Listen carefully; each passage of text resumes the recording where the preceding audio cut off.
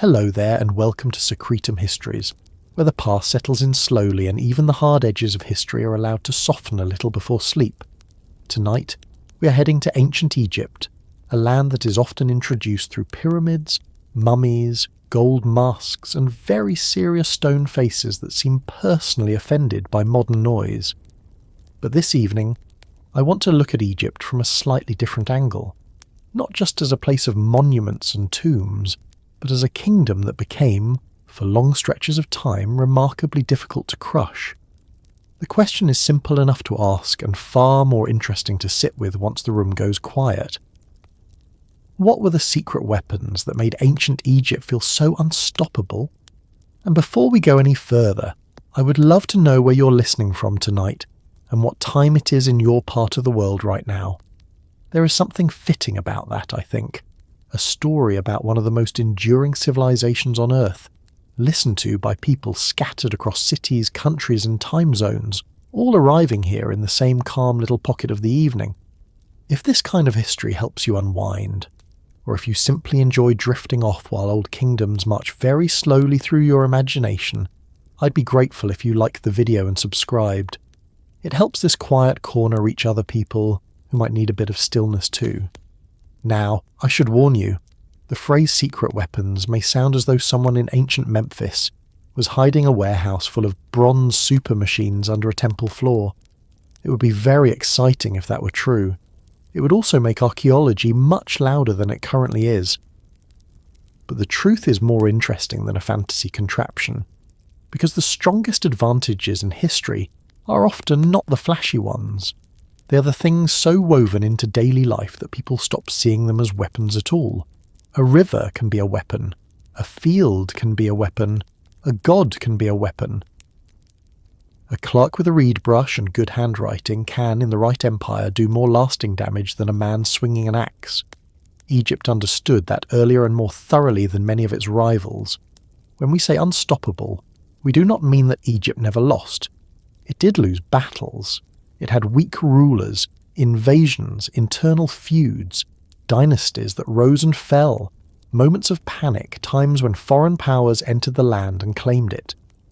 History is not kind enough to hand any civilization a perfect record. But Egypt lasted. That is the point. It lasted through centuries that would have broken smaller kingdoms into dust. It lasted through political shocks, military threats, disputed successions, drought cycles, foreign pressure, and the ordinary human talent for making a mess of success. Again and again it recovered, reorganized, and returned. And when a kingdom keeps returning like that, it is worth asking what exactly gave it such staying power. One reason this question matters is that we often imagine military strength too narrowly. We picture armies on open ground, chariots charging, arrows darkening the sky, commanders shouting, shields thudding together, and someone in a linen kilt trying very hard not to get stepped on. That is one part of power, certainly. Egypt had soldiers, archers, forts, ships, horses, and eventually chariots that helped transform its reach. But an army is only the visible end of a much larger machine. Soldiers do not fight on courage alone, no matter what triumphant inscriptions insist. They eat. They march. They need roads, or at least routes. They need officers. They need storehouses, replacement weapons, draft animals, scribes, messengers, and someone responsible for counting the grain without accidentally counting the cat. They need reasons to obey. They need a ruler who can command not just fear, but belief. And this is where Egypt begins to look less like a picturesque ancient kingdom and more like one of the great organizers of the ancient world. Egypt's strength came from combining things that other societies often had only in pieces. It had geography working in its favor.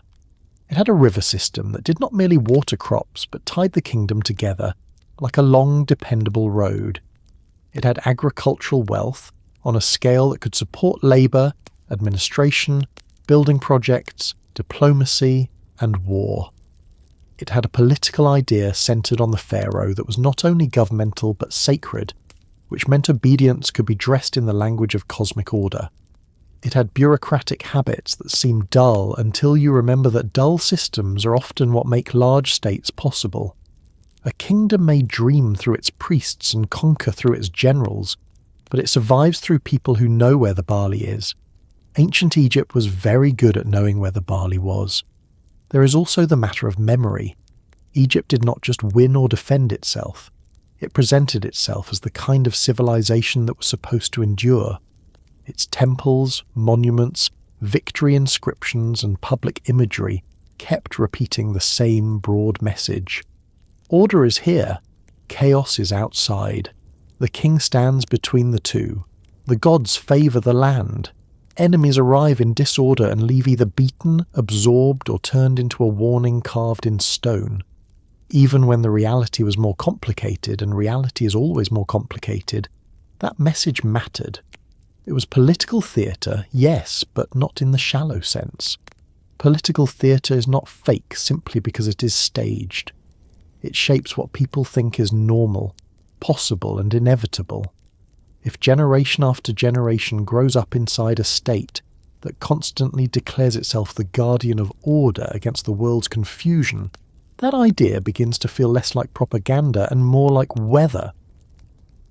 You do not wake each morning and debate whether the sun should rise. You expect it. For many Egyptians, the kingdom and the order it claimed to defend had that same kind of force. That expectation becomes its own weapon, not because it swings a blade, but because it organises human behaviour before the blade is ever drawn. And then there is the landscape itself, which we will spend a good deal of time with as we go further. Egypt was blessed and constrained by geography in equal measure, and that combination can be surprisingly powerful. On one side, deserts. Beyond them, hardship, distance, and danger. To the north, the sea. To the south, cataracts that complicated movement. Running through the middle, the Nile, not simply as a river, but as the central fact of life. If you wanted to build a kingdom that could feed itself, move goods, communicate between regions, and recover from strain, this was an excellent spine to build it around. That does not mean Egypt was invulnerable, no place is, but it meant that enemies often had to deal not just with Egyptian soldiers, but with Egyptian conditions. Invading a land is one thing. Invading a land whose population, transport, supply rhythms, and political centre are shaped by a river system you do not control is another. Geography was not a wall that made danger impossible. It was an advantage that made organised response easier. And an ancient state that can respond quickly, feed itself, and move men and materials with confidence is already half-armed before the first spear is lifted. What makes all this especially interesting is that some of Egypt's most powerful advantages would not have looked like weapons at all to an impatient observer. A granary is not dramatic. A census is not dramatic. A tax system is not dramatic. A scribal office is about as glamorous as damp paperwork. But let a kingdom lose any one of these for long enough and the whole structure begins to shudder. Ancient Egypt understood administration in a way that let it convert fields into armies, harvests into political stability, and writing into control. Writing matters here more than people sometimes realise. The ability to record, assess, order, store, dispatch, tally, reward, punish, and remember is a form of power. It is not the power of immediate spectacle. It is the power that makes spectacle repeatable. One battle won by bravery can become legend. 10 campaigns sustained across years require records, quotas, schedules, and supply. Somewhere behind every marching column is a person holding a writing kit and looking mildly overworked. Egypt was full of such people. They were not always celebrated in the same way kings were, but the kingdom leaned on them constantly. It is also worth noticing that Egypt did not become formidable all at once. Civilizations are not born fully grown, no matter how neat later histories try to make them seem.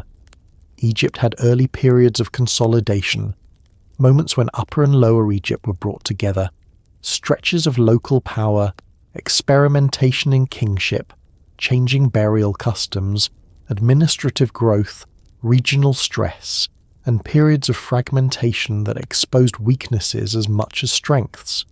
That gradual development matters because it reminds us that power is learned.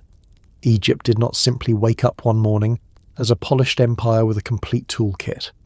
It accumulated advantages, tested them, lost some, rebuilt others, and over time became extraordinarily skilled at combining practical control with symbolic authority. This is one reason the phrase secret weapons works so well, even if the weapons themselves are often ordinary on the surface. Their power lay in combination. Grain on its own is food. Boats on their own are transport. Temples on their own are religious structures. Bureaucrats on their own are, in fairness, still bureaucrats. But grain plus boats plus centralized authority plus sacred kingship plus military organization plus long memory plus a river-bound kingdom with secure productive land that begins to look like something very serious indeed. And so, as we move into this story, we're not going to chase the most dramatic answer first. We're not beginning with the flash of bronze or the rattle of chariot wheels, tempting though that is. We're beginning with the broad idea that a civilization's most important weapons are often the ones that shape everything else. Egypt could field armies because it could feed them. It could command labour because it could justify command. It could frighten rivals because it could project permanence. It could recover from damage because it had depth. It could organise because it counted. It could expand because it moved. It could rule because many people within the kingdom accepted, feared, or depended on the structures doing the ruling. This is less cinematic than a sudden battlefield charge, perhaps, but only at first glance. Once you begin to see a civilization itself as a machine of power, even a granary starts to look a little formidable. Even a priest's ritual begins to carry military meaning. Even a floodplain starts to look like the quiet beginning of conquest. There is a strange habit in the modern imagination of treating ancient civilizations as if they were either mystical or primitive, sometimes both in the same sentence. Egypt gets this treatment all the time. It is either imagined as a place of hidden wisdom and impossible secrets, or as a surprisingly successful early state that somehow stumbled into greatness, while everyone was still figuring out the administrative value of not misplacing all the grain. Neither picture is especially useful. Ancient Egypt was made by human beings who were practical, ambitious, competitive, anxious, devout, self-interested, disciplined, and occasionally no doubt quite tired. They did not run their kingdom by magic. They ran it through labour, knowledge, coercion, belief, memory, adaptation, and organisation. That is exactly why the story is so compelling. Their strength was not supernatural. It was built. And because it was built, it can be studied piece by piece. We can ask what gave them staying power. We can ask why neighbouring peoples feared them at certain times, traded with them at others, married into their royal line when convenient, or invaded when the centre weakened. We can ask what kind of system produces not just famous monuments, but resilience. And once we start asking those questions, the old image of Egypt as simply a land of tombs begins to feel much too small. In fact, one of Egypt's greatest strengths may have been its ability to make power look natural. That sounds simple, but it is difficult to achieve. Most states spend enormous energy convincing people that their current arrangement is normal, proper, and necessary. Egypt did this with unusual thoroughness. The pharaoh was not merely a king in the everyday sense. He stood at the meeting point of governance, ritual, legitimacy, and cosmic balance. To obey the crown was not always framed as mere political loyalty. It was part of sustaining order itself. That does not mean every Egyptian loved every ruler. Human beings are not that tidy. There were plots, tensions, local interests, rivalries, and all the usual complications. But the overall framework was powerful. If the king represents the maintenance of balance against chaos, then rebellion, disorder, foreign threat, and famine can all be folded into one big moral picture. The state is not just defending territory, it is defending the proper arrangement of the world. That is a useful idea if you're trying to hold a kingdom together over generations. It is also a useful idea if you want soldiers, officials, priests and labourers to feel that what they are doing matters beyond mere survival. Even the Egyptian habit of recording victory deserves attention here. Battle scenes carved into temple walls, lists of subdued peoples, rulers shown striking enemies before the gods, all of this was part of a larger performance of strength. Modern viewers sometimes roll their eyes at royal boasts, and fair enough, kings have always been very confident in inscriptions written by people whose pay depended on agreeing with them. Still, these records had a purpose beyond flattery. They told subjects and outsiders alike that Egypt was a state that remembered who it defeated and wished to be remembered as a force of order and punishment. Power likes witnesses. Egypt carved its witnesses into stone. A kingdom that presents itself constantly as triumphant can create its own atmosphere of inevitability. Rivals may still fight it, but they do so with the awareness that Egypt has been telling the world, for a very long time, that Egypt is the one still standing when others fall quiet.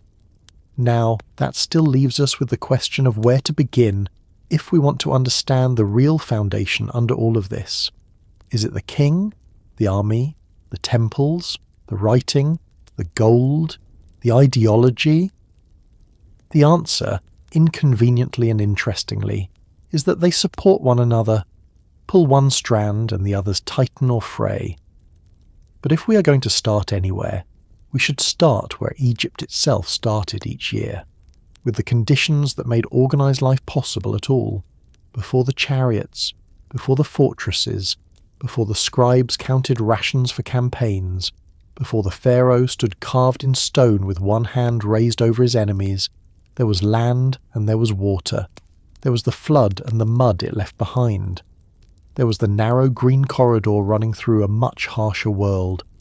There was the daily fact that Egypt's life, wealth, and capacity for power depended on a geography so distinctive that it shaped nearly every political choice that followed. Long before Egypt became a military force, it became a geographical fact arranged into a civilization. And that is where the first real secret begins to show itself. Not in a hidden chamber, not in a lost formula, not in a single miraculous weapon held back for emergencies, but in the map itself. Egypt's earliest advantage was the land beneath its feet and the river that kept that land alive, because some kingdoms are built in places they must constantly struggle against, while others are built in places that quietly teach them how to become strong. Ancient Egypt learned that lesson very early, and once you start looking closely at the river, the valley, the deserts, and the borders they created, the whole story of why this civilization could so often resist, recover and endure starts to come into focus. If you were trying to design a kingdom that could survive for a very long time, you could do a lot worse than ancient Egypt.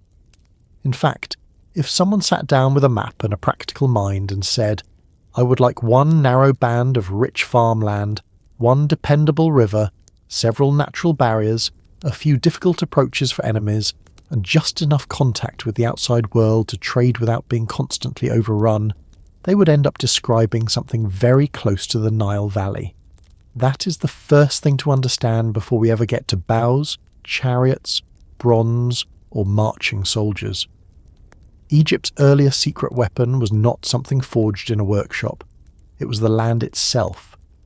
Before the first organised army set out under a royal banner, before battle scenes were carved into temple walls, before kings styled themselves as the smiters of foreign lands, Egypt already possessed an advantage many other early states would have envied. It lived inside a landscape that made unity possible, prosperity likely, and invasion difficult. This matters because geography does more than decorate history. It decides what kinds of states can form, how quickly they can move, what they can grow, how vulnerable they are, and how much energy they must spend simply remaining alive. A kingdom in open grasslands has one set of problems. A kingdom in thick forests has another. A kingdom boxed in by mountains develops differently from one stretched across a river plain. Egypt was a river civilization in the most complete sense. Not just a people who happened to live near water, but a people whose agriculture, transport, political organisation, religious imagination, and long-term stability were all shaped by one long corridor of life, cutting through lands that were far less forgiving. If you look at Egypt from above, the basic logic is almost suspiciously tidy. There is the Nile, and along it a ribbon of green. Beyond that, there is desert. This meant that for much of Egyptian history, the kingdom's most important spaces were concentrated, connected, and easier to supervise than the scattered lands of many rivals. That narrowness is important. We often hear that Egypt was vast, and in one sense it certainly was. The civilization lasted a very long time, and at its strongest it projected power far beyond the river valley itself. But the core of Egypt, the place where its population, agriculture, temples, towns, and royal centres clustered, was not spread out evenly in all directions. It was focused along the Nile. That made administration easier. It made communication easier. It made taxation easier. It made transport easier. It made the movement of officials, grain, messages, troops, building materials, and royal authority easier. Early kings did not need to invent a state across a chaotic patchwork of disconnected zones. They had a long, structured artery running through the middle of their world. If you can move along the Nile, you can move through Egypt. If you can control the Nile corridor, you can begin to control the kingdom. And control mattered from the start. Egypt did not spring into being as a polished empire. It began through local communities, regional powers, competing centres, and the long process by which Upper and Lower Egypt came to be united under one crown. That unification was political, of course, but it was made practical by geography. Upper Egypt, the southern stretch of the Nile Valley, was long and relatively narrow. Lower Egypt, the northern delta, spread out where the river opened into multiple branches before meeting the Mediterranean. These were distinct environments with distinct local interests, but they were linked by the river system in a way that made the idea of a single kingdom more workable than it might have been elsewhere. Once a ruler could command movement up and down the Nile, once royal power could extend along that corridor, once symbols of unity could be tied to the actual mechanisms of transport and supply, the geography itself reinforced political ambition. This is one of the quiet advantages Egypt had very early. The land encouraged consolidation. It did not guarantee it, because geography never guarantees human cooperation, and human beings remain perfectly capable of fighting even when nature hands them a convenient blueprint. But the blueprint was there. A river can divide or unite depending on how a society uses it. In Egypt's case, it became the spine of the state. Boats could carry grain, officials, stone blocks, livestock, troops, letters, taxes and orders far more efficiently than caravans dragging through dry land. Current and wind also worked together in a remarkably useful way. Boats could drift north with the current and often sail south with the prevailing winds. That sounds almost unfair. It is as if the landscape itself had agreed to help administration. A state that can move people and goods cheaply and reliably gains an enormous advantage over one that must force every sack, spear and message over rough terrain at high cost. Then there is the desert, which tends to be treated in popular imagination as either romantic or miserable, depending on whether one is reading poetry or trying to walk through it without enough water. For Egypt, the surrounding deserts were many things at once. They were places of resources, mines, quarries, trade routes, and dangerous margins. But they were also barriers. To the east and west of the Nile Valley lay harsh expanses that limited easy mass movement. This did not make invasion impossible. Nothing does. Desert routes existed, and mobile groups could certainly move through them. But it made large-scale attacks more complicated, supply more difficult, and spontaneous penetration of Egypt's core less simple than in open country. Many early societies lived with the constant possibility of neighbouring armies simply walking into their productive heartland. Egypt's productive heartland was narrow, identifiable, and somewhat buffered by terrain that discouraged casual intrusion. This gave the kingdom a kind of defensive shape. Not a sealed box, but a land whose centre was relatively easy to define, and whose main lifeline was relatively easy to understand. A ruler thinking about danger did not have to defend an endless perimeter of equally valuable land. The real concern was always the river zone, the delta approaches, the southern frontier, certain desert routes, and access corridors like Sinai. Geography reduced complexity. It told Egypt where the danger would most likely come from. That is a very useful thing for any state to know, even in later periods, when foreign threats became more serious and sophisticated. Egyptian power was often strongest when it recognized the map clearly. Secure the Nile, secure the delta, secure the approaches, secure the frontier forts, watch the corridors, keep the centre fed. The Nile itself was more than a transport route. It was the reason Egypt could support dense populations and stable institutions in the first place. The annual flood left rich silt behind, renewing the fields and allowing highly productive agriculture in the river valley and delta. That productivity created surpluses. Surpluses support specialists. Specialists build states.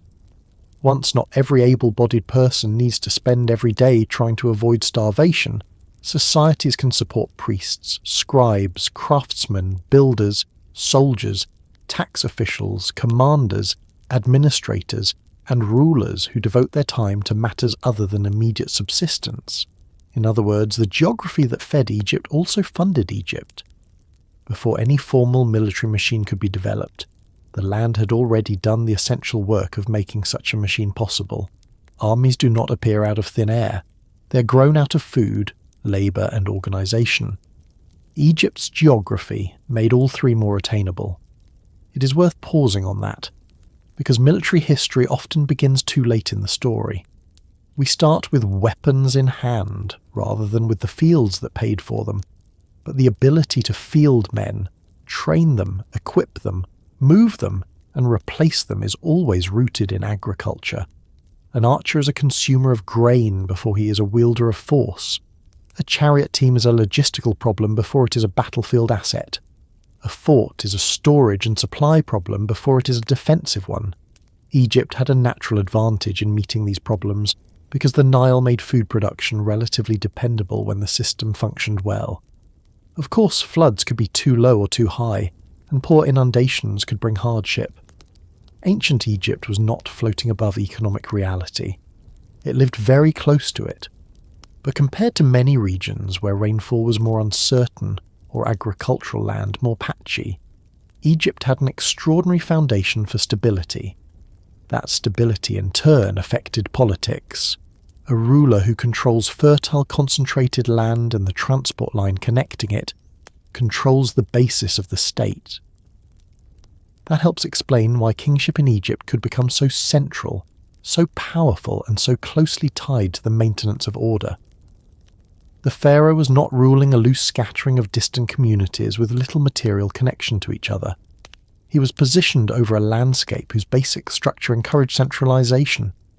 The river linked local life to royal life. The taxes drawn from agriculture fed institutions that projected royal authority back into local life. Temples, granaries, offices, estates, work crews and provincial centres all depended in different ways on the river economy. Geography made the state legible. It made it possible for the crown to imagine the kingdom as one body and, increasingly, to act like it. Even Egypt's famous contrast between order and chaos has a geographical side to it. Inside the valley lay cultivated land, irrigation, settlement, storage, ritual, administration, and what Egyptians thought of as an ordered human world. Beyond the edges of that cultivated space stretched desert and foreign zones, associated in varying ways with danger, unpredictability, and outsiders. That contrast was not just symbolic. It emerged from experience. Step outside the fertile corridor and conditions change very quickly. The edges of Egypt taught a daily lesson about the fragility of life and the importance of managed space. This helped reinforce the political and religious idea that order had to be maintained actively. The king was not simply a landlord with better jewellery. He was presented as the guardian of a balanced world surrounded by potential disorder. Geography gave that claim a visible backdrop. The green land and the red land were not theoretical categories. People could see the boundary. The south also mattered. To the south, the Nile passes through cataracts, rocky stretches that complicated navigation and movement. These created natural points of difficulty near Egypt's southern frontier with Nubia. That did not stop exchange, conflict, conquest, or cultural interaction. Egypt and Nubia were deeply connected across long stretches of history, but the cataracts meant that movement southward was structured, and choke points mattered. States love choke points. They can be watched, fortified, taxed, fought over, or turned into symbols of control. To the north, the delta opened into the Mediterranean world, which brought opportunity and risk in equal measure.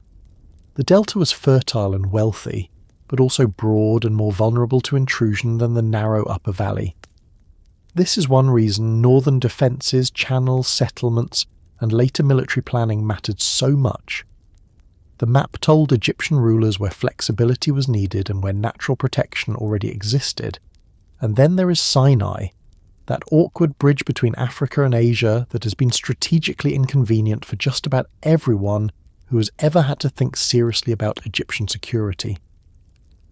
If a major land threat was coming from the northeast, Sinai was one of the obvious avenues. This made it both a vulnerability and a forward zone. Egypt could not simply ignore it. It had to watch it, cross it, mine it, campaign through it, and later fortify approaches connected to it. But again, notice how geography helps shape military thinking long before the classic image of empire appears. Egypt's map taught its rulers where to pay attention. The kingdom did not need to guess randomly about every possible direction. It had defined points of concern: desert tracks, frontier forts, southern passages, northeastern routes, delta mouths. The geography simplified strategy by narrowing the most critical questions. This also helps explain why Egyptian expansion, when it came, often looked the way it did. Powerful Egyptian rulers did not conquer at random. They pushed into zones connected to trade, security, prestige, and frontier control. Nubia mattered because it was a source of resources, manpower, and southern security. The Levant mattered because threats from Asia could travel through it, and because trade and diplomacy were tied to it. Once Egypt became more outward-looking in military terms, the same geography that had nurtured its internal strength now pushed it toward buffer zones. A state protected by natural barriers will often try to secure the gaps in those barriers. That is not a uniquely Egyptian habit. It is an almost universal one. But Egypt was particularly well placed to do it because its core was so rich and so coherent. Another quiet benefit of Egypt's geography was psychological. People living inside a long, fertile river corridor bounded by more difficult lands are likely to develop a strong sense of inside and outside. Egypt was not just a political entity. It was a recognisably distinct world. That matters for identity. It matters for administration. It matters for how rulers describe enemies and how subjects understand the kingdom. A place that feels naturally unified is easier to imagine as one land under one ruler. This does not remove local differences, of course. Egyptians from the Delta, from Thebes, from Elephantine, from provincial towns, from temple estates, all had their own interests and loyalties. But the larger image of Egypt as a single-ordered land was easier to sustain because geography supported the claim. The Nile Valley was not an abstract idea held together only by propaganda. People could travel it, they could farm its edges, they could see where it ended. Of course, geography is never enough by itself. A favourable landscape can still be wasted by poor leadership, weak institutions, internal division, or plain bad luck. Egypt had periods of fragmentation that proved this very clearly. During intermediate periods, central control weakened, regional powers rose, and the state's unity fractured. The geography did not vanish, but the ability to exploit it effectively did. That is a useful reminder. Natural advantages are opportunities, not guarantees.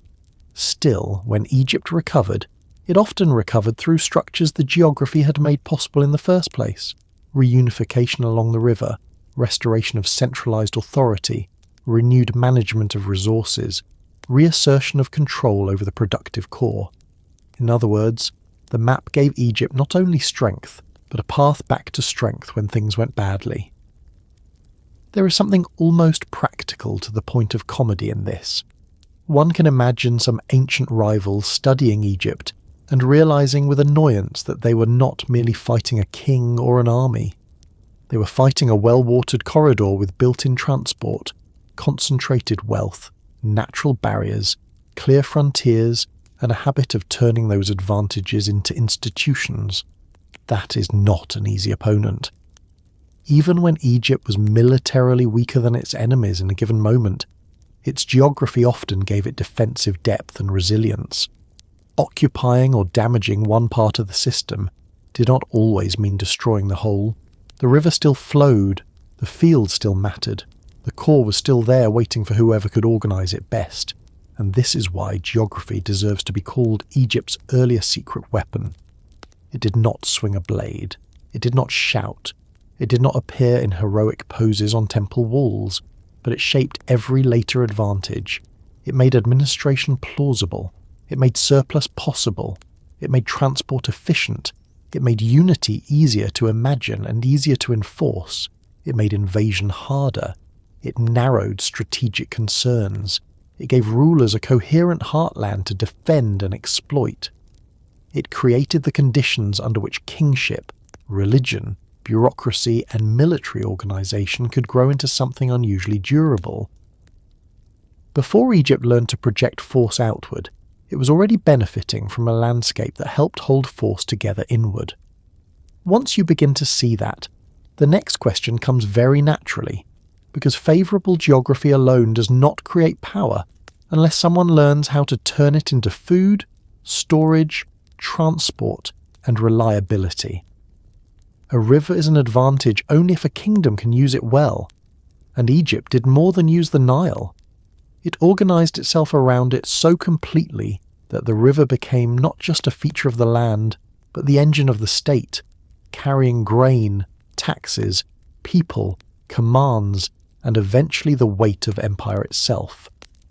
A kingdom can survive a surprising amount of bad leadership, occasional military mistakes, and even the sort of royal family disputes that make everyone in the palace start speaking in very careful tones. What it cannot survive for long is a failure to move food. That sounds less glamorous than battle, and it is. No one carves a relief of a successful storage audit with the same enthusiasm they reserve for trampling foreign enemies under chariot wheels. But if we want to understand what made ancient Egypt so hard to break, we have to spend time with the plain truth that grain fed everything. Grain fed workers, officials, priests, craftsmen, sailors, garrisons, labour crews, and armies. Grain paid obligations, supported temples, stabilised cities, filled storehouses, and gave rulers the power to plan beyond the next season. And the Nile made that possible in a way that few other rivers anywhere in the ancient world could match so consistently over such a long stretch of time. When people think about Egypt, they often imagine the Nile as scenery first. A handsome river, a nice backdrop for papyrus boats, distant temples, and stern-faced rulers who seem far too composed for the heat. But the Nile was not background, it was the operating system. It was the reason Egypt could become a state of unusual continuity instead of a scattering of communities trying to negotiate with hunger from year to year. The river did not just water the land, it structured time, work, taxation, transport, and political power. It allowed Egypt to become one of the ancient world's great logistical civilizations, and that matters because logistics, though deeply unfashionable in storytelling, is what lets power leave the capital and arrive somewhere useful. To put it simply, the Nile turned land into food, and food into authority. Each year, its flood spread over the floodplain, laying down rich silt that refreshed the soil. This made agriculture along the valley and in parts of the delta extraordinarily productive when conditions were favourable. The system was not magical, and it was not perfectly safe. Floods could be too low, leaving fields underwatered and yields reduced. They could be too high, bringing damage and disruption. There were years of stress, years of uncertainty, years when the balance faltered. Egypt was never free from the risk of scarcity, but compared to societies that depended mainly on less predictable rainfall or more broken-up agricultural zones, Egypt had something very close to a natural engine of renewal.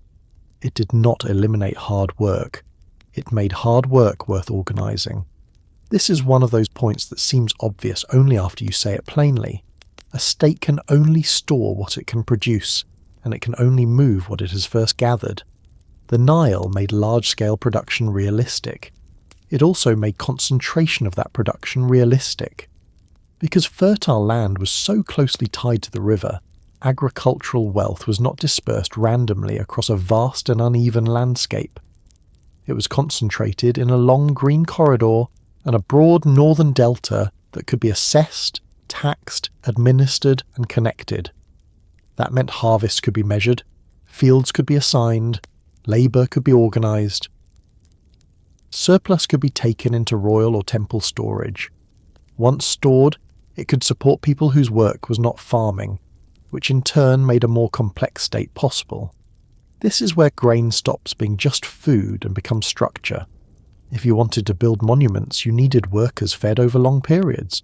If you wanted a priesthood maintaining temple rituals, you needed steady supplies.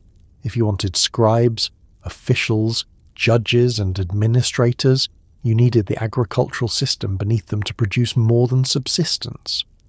If you wanted soldiers available for campaigns rather than permanently tied to the soil, you needed a surplus large enough to release some men from direct food production, at least seasonally or in organised rotation.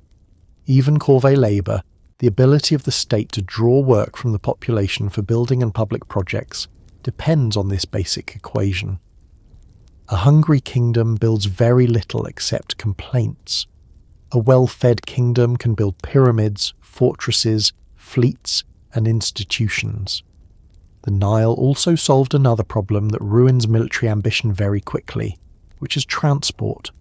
Grain is heavy, stone is heavy, timber is heavy, copper is heavy. Men, when supplied properly, are accompanied by a frankly unreasonable amount of heavy things. Boats change the mathematics of all of this. Moving bulk goods by water is far easier and more efficient than moving them over land, especially in antiquity. And Egypt possessed a long internal water route linking the major productive and political zones of the kingdom. This is hard to overstate. A ruler in Egypt was not trying to push every resource by cart or pack animal over miserable roads from disconnected provinces. He had a river. In many places, the river was the road. Better still, it was a road that worked in both directions with unusual convenience. The current carried boats north. The prevailing winds often allowed sails to carry them south. That meant the Nile did not merely connect Egypt in theory. It connected Egypt cheaply and repeatedly. Grain could be collected from one region and moved to another. Stone from quarries could be shipped to building sites. Orders could travel, troops could be redeployed, officials could inspect local conditions, taxes in kind could be gathered and centralised. If one area had a shortage and another had reserves, the river made redistribution possible on a large scale. Not effortless, certainly. Ancient administration never is, but possible in a way that many kingdoms would have envied. And redistribution is one of the key words here. Surplus only becomes real state power when it can be directed. A harvest sitting in a village is wealth for that village. A harvest that can be measured, stored, moved and reallocated becomes wealth for the kingdom. Egypt excelled at turning local production into centralised strength. This required institutions, not just fertile soil. Surveying, record-keeping, granary management, transport schedules, labour assignments, and supervision all mattered. This is why scribes, for all the jokes one could make about them living the dream of every bureaucrat who ever wished to calculate things in peace, were essential to Egyptian strength. Someone had to know what was grown, what was owed, what was in storage, what had been shipped, what had spoiled, what had been allocated to a temple, what had been assigned to a work gang, and what could be spared for a campaign. Kingdoms do not become durable by guessing. There is something very revealing in the fact that Egyptian texts and art often treat scribal work as prestigious. Modern people sometimes find this surprising. Surely the glamorous life belongs to the warrior. But societies that last a long time usually develop respect for the people who keep systems functioning. Egypt did. The man with the writing kit and the ledger was part of the machinery that turned the Nile's abundance into royal capacity. When a state can count, it can demand. When it can demand, it can build. When it can build, it can project power. And when it can project power while continuing to feed its own centre, it becomes much harder to intimidate. This is where the phrase power of logistics starts to earn its keep. Logistics is not just about moving supplies in wartime. It is about making sure a society's material life is organised so thoroughly that military action becomes sustainable. An Egyptian campaign into Nubia or the Levant was not simply a parade of armed men. It depended on preparation. Provisions had to be assembled.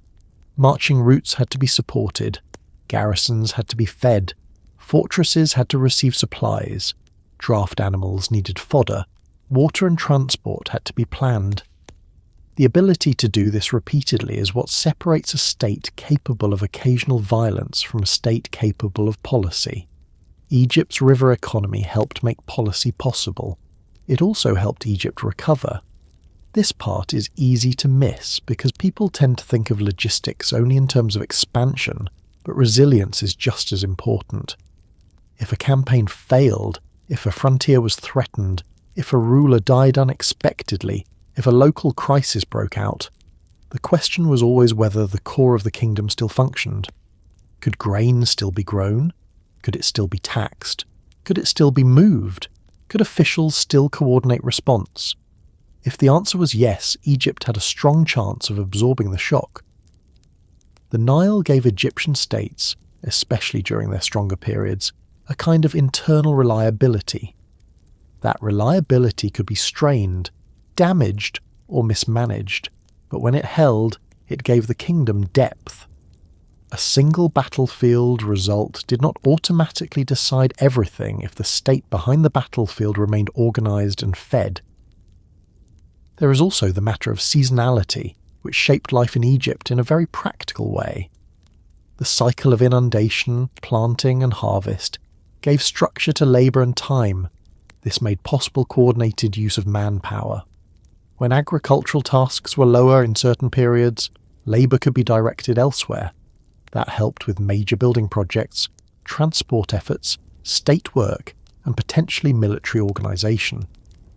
Ancient Egypt did not maintain a permanent standing army in the modern sense for much of its early history, but it could draw on manpower because the agricultural calendar and the state's claim over labour were connected to this larger river system.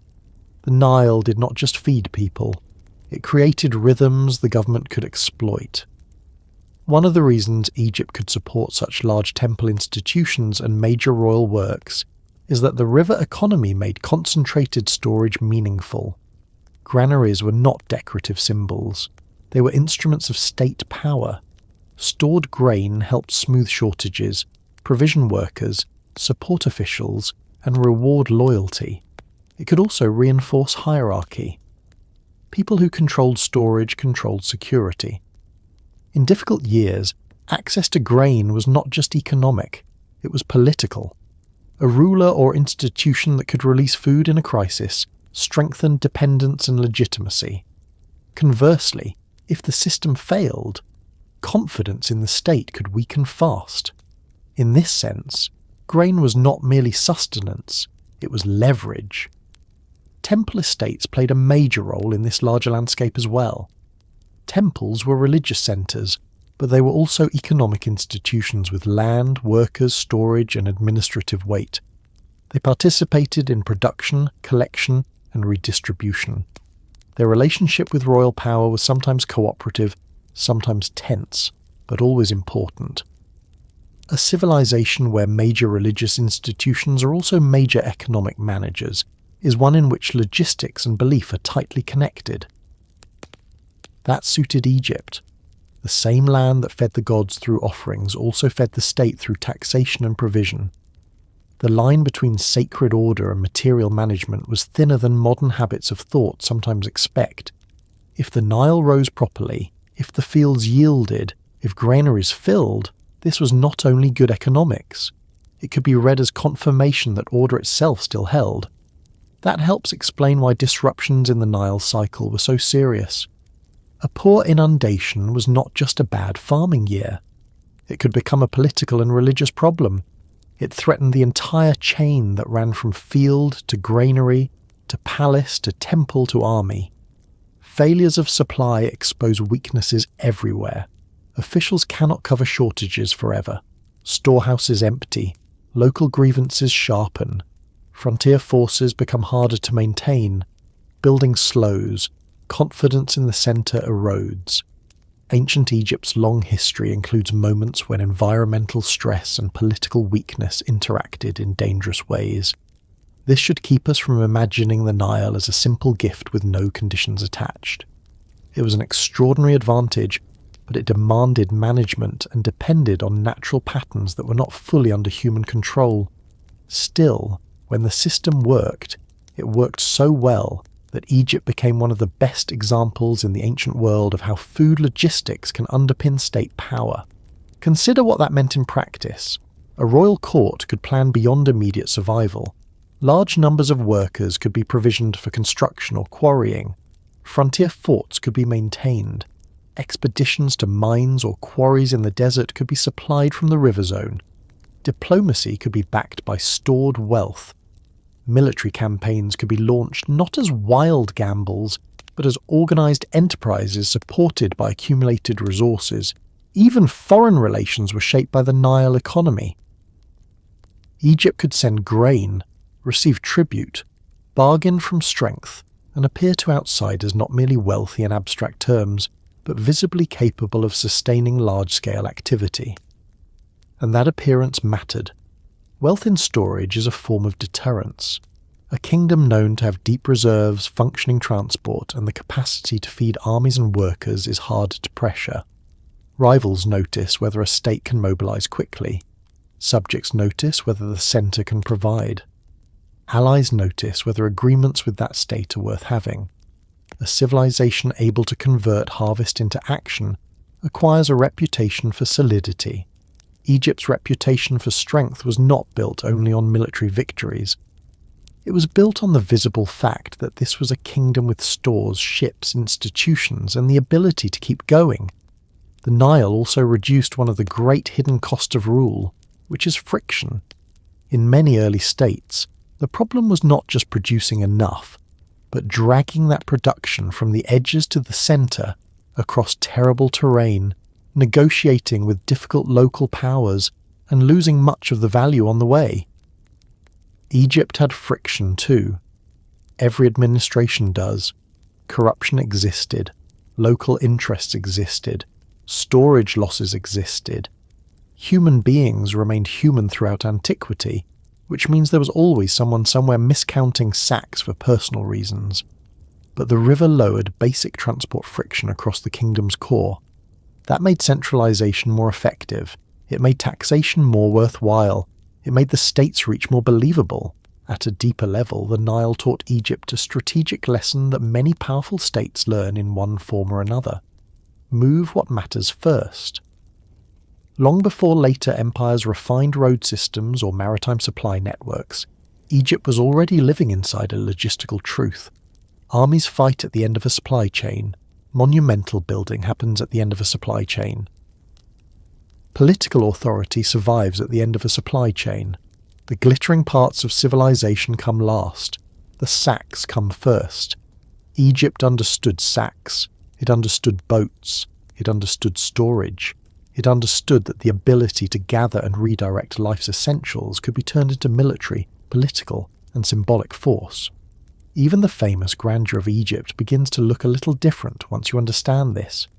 Pyramids, temples, tombs, statues, colossal works of stone, all of them are also logistical statements. They say this kingdom can command labour over time, feed that labour, transport material, organise skilled work, and keep the whole thing going for years. That is not just wealth. That is administrative confidence. A state that can do this is already telling the world something about its capacity to wage war, hold territory, and endure shocks. Monumentality is partly built from grain. Stone remembers food more than it lets on. So when we call the Nile the river that fed empires, we are not exaggerating for effect. The river fed Egypt literally, and through that feeding, it also nourished the systems that made Egyptian power durable. It turned fertile land into predictable surplus, surplus into storage, storage into flexibility, flexibility into state action, and state action into the kind of long-term strength that enemies find deeply inconvenient. Before arrows were loosed, before chariots rolled, before fortresses stared down frontiers, Egypt had already armed itself with fields, granaries, boats, and the simple, relentless advantage of being able to move food where it needed to go. But food and transport alone do not make a kingdom obey. Grain can fill a storehouse, and boats can carry orders, but someone still has to make millions of human decisions line up behind a single centre of command. That requires more than abundance. It requires a political idea strong enough to turn administration into loyalty, labour into duty, and the ruler himself into something far more powerful than a man sitting on a chair with expensive opinions. By the time a kingdom can grow grain in abundance and move that grain where it needs to go, it has already solved one of the hardest problems of power. But there is another problem that can undo even the best supplied state if it is handled badly. Food can be stored, boats can be loaded, roads or rivers can carry orders. Yet none of that guarantees obedience. Someone still has to persuade farmers to surrender part of what they produce, labourers to work on state projects, officials to carry out commands, soldiers to march into danger, and local elites to accept that one centre has the right to direct the whole machine. That is where ancient Egypt had another advantage that was just as important as the Nile, and much harder for rivals to copy. At the centre of the system stood the pharaoh, not merely as a king in the simple sense, but as a sacred ruler whose authority was tied to religion, order, victory, and the stability of the world itself. That made kingship in Egypt more than a political office. It made it a weapon. That sounds dramatic, but it becomes very practical the longer you sit with it. Most rulers in history would have been delighted if their subjects thought paying taxes, obeying officials, and joining military campaigns were all somehow woven into the structure of the universe. Egypt came unusually close to achieving that. The pharaoh was not just the head of government. He was presented as the guarantor of order, the maintainer of proper relations between gods and humans, the living authority through whom the land remained stable, and the forces of disorder were held back. That did not mean every Egyptian walked around in a permanent religious trance, smiling happily while hauling blocks or delivering grain. Human beings do not become simple merely because the state wishes they would. People complained, resisted, negotiated, hid resources, schemed, and pursued local interests just as they always do. But the larger framework mattered. It gave Egyptian rule a seriousness and a reach that went beyond ordinary kingship. To understand why this was such a powerful tool, it helps to remember that ancient states were always fighting two battles at once. One was against external enemies, the other was against internal fragmentation. A ruler could survive a foreign threat more easily than a complete collapse of legitimacy at home. If provincial elites stopped cooperating, if local communities ignored royal demands, If officials treated the centre as optional, then the kingdom would loosen from the inside long before an enemy army finished the job from outside. Egypt's idea of divine kingship helped hold that centre together. The pharaoh was not simply more important than everyone else by degree, he was different in kind. He occupied a role no one else could fully claim. He performed rituals only he could properly embody. He stood between the gods and the land. He represented continuity with past rulers and the proper ordering of present life. That made royal commands easier to frame not as preferences, but as necessities. This was especially important in a civilization that cared so deeply about order. The Egyptian concept, often discussed through the word mat, is helpful here, though it can sound more mysterious than it needs to. In practical terms, it pointed toward truth, balance, rightness, proper arrangement, and the stable functioning of the world as it should be.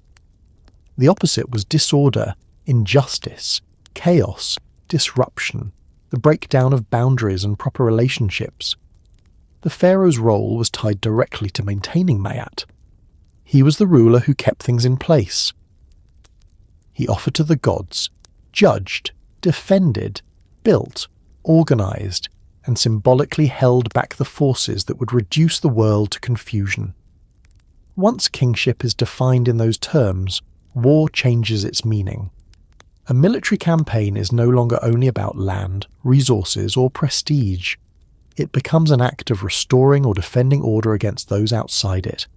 That is an extraordinary advantage for a state. It means force is wrapped in moral language before the first soldier moves. Enemies are not simply rivals. They are threats to proper balance. Victory is not just success. It is proof that the ruler fulfills his cosmic duty. Defeat, by contrast, is not merely embarrassing. It becomes potentially destabilizing because it raises questions about whether the king still stands in right relation to the gods and the land.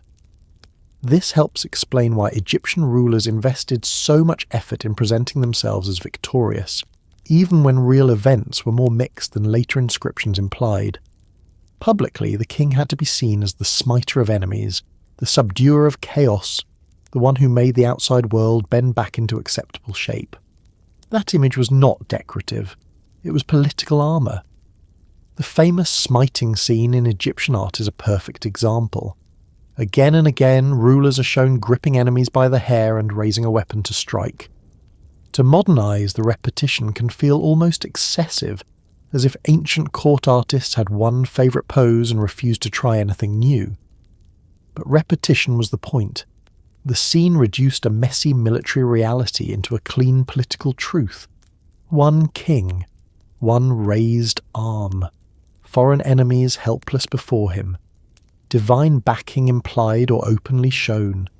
It was not meant to be a photograph. It was a lesson. The king defeats disorder. The king protects the land. The king does what kings are supposed to do. Every repetition reinforced the idea that Egyptian power flowed through a single sacred figure who stood above ordinary human competition. This was useful not only for the people within Egypt, but also for outsiders. Diplomacy in the ancient world ran on gifts, marriages, intimidation, reputation, and the reading of signals. A ruler known to command a wealthy, organised, and ideologically unified state had an advantage before negotiations even began. Foreign princes, vassals, and rivals did not need to believe every royal inscription word for word to understand the larger message. Egypt was not just another local king with a strong army. It was an old kingdom with deep institutions, immense symbolic confidence, and a ruler who claimed divine backing as part of normal government.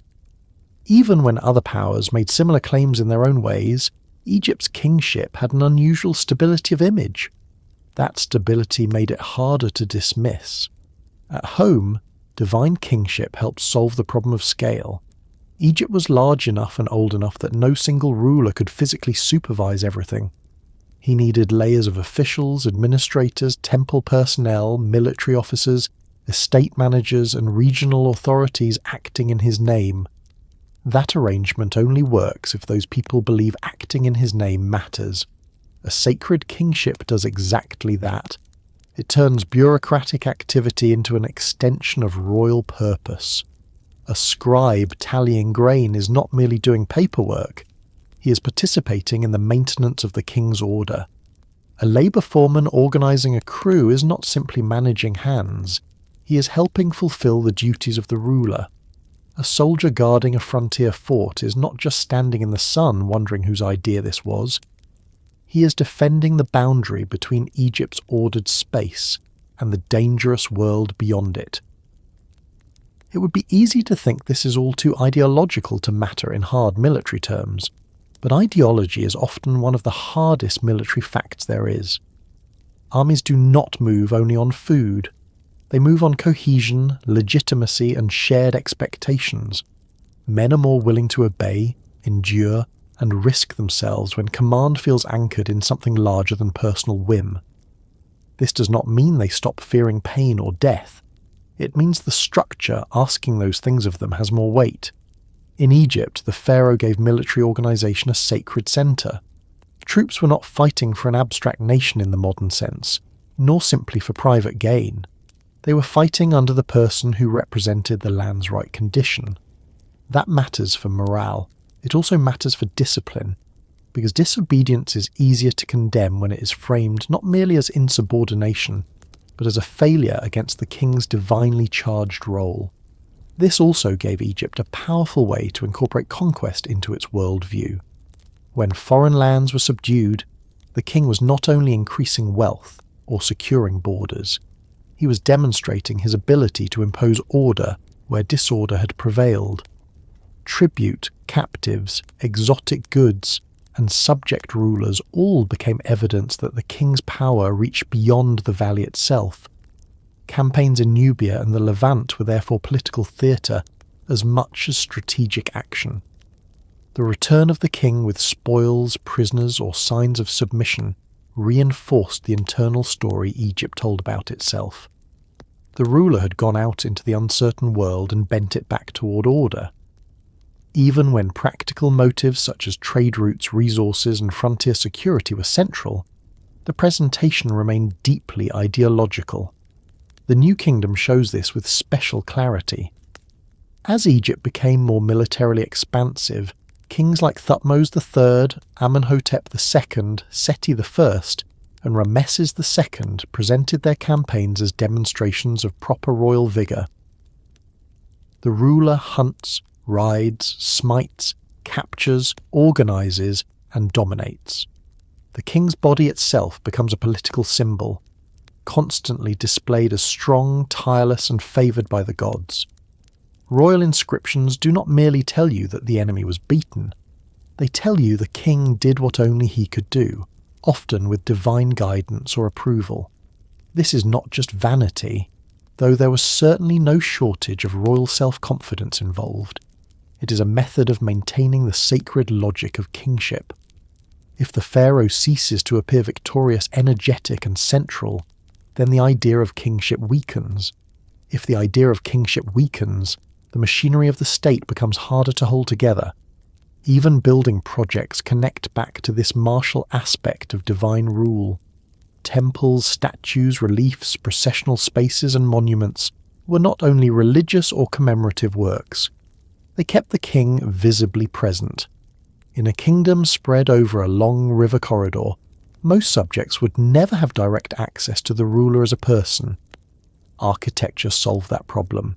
Stone repeated him, names repeated him, images repeated him, scenes of offering, smiting, receiving tribute, standing before the gods, or towering above enemies repeated him.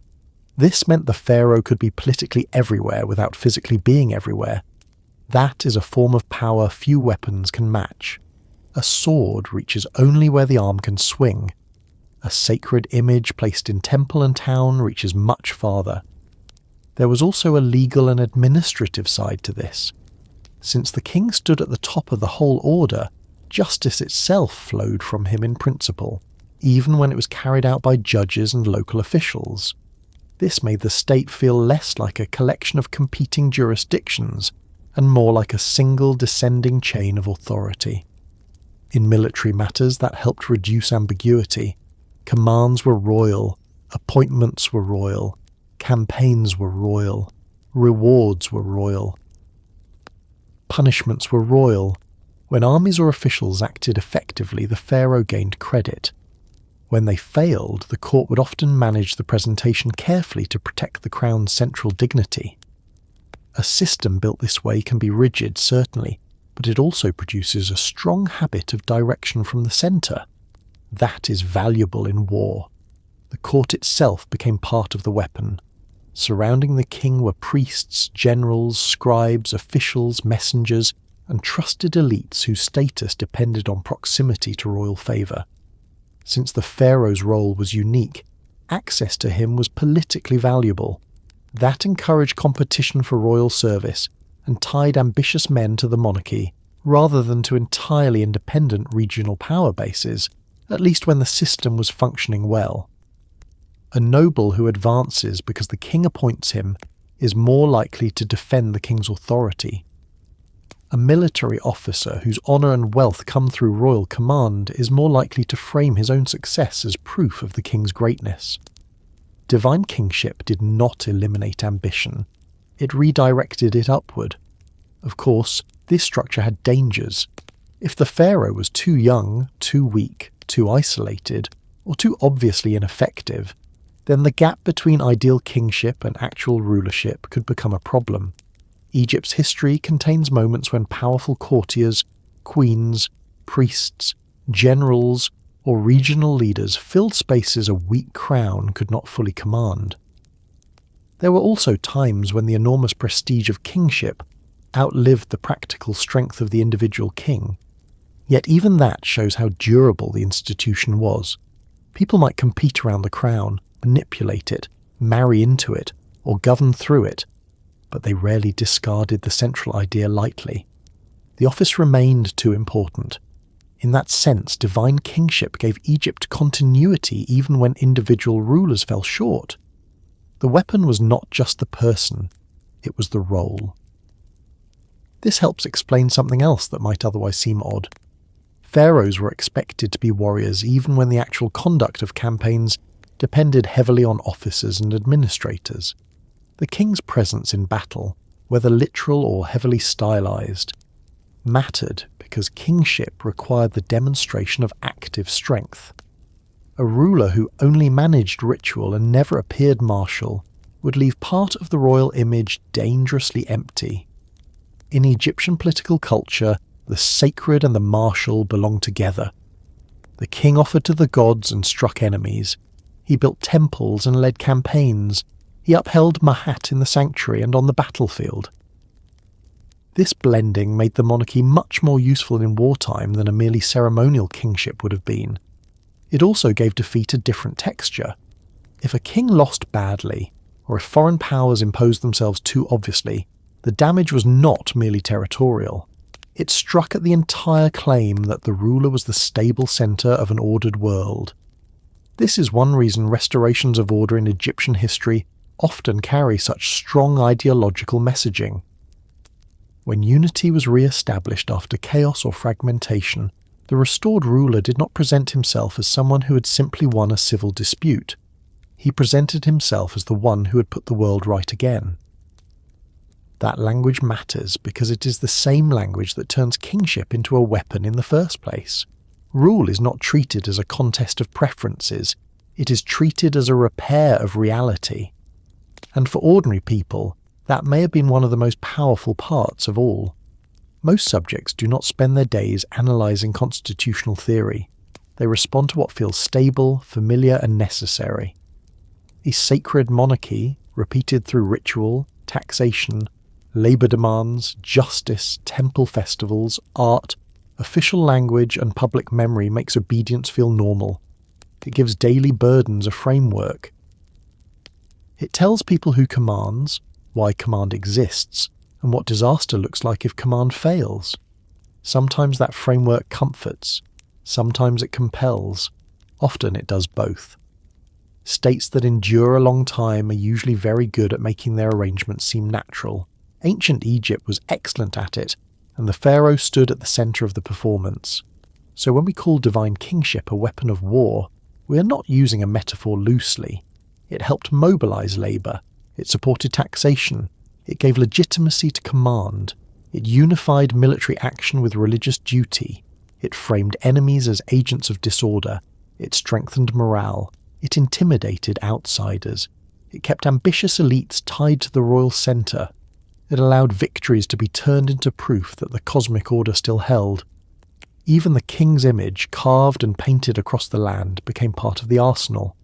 Not bronze, not wood, not stone thrown from a sling, but belief shaped into obedience, and obedience shaped into force.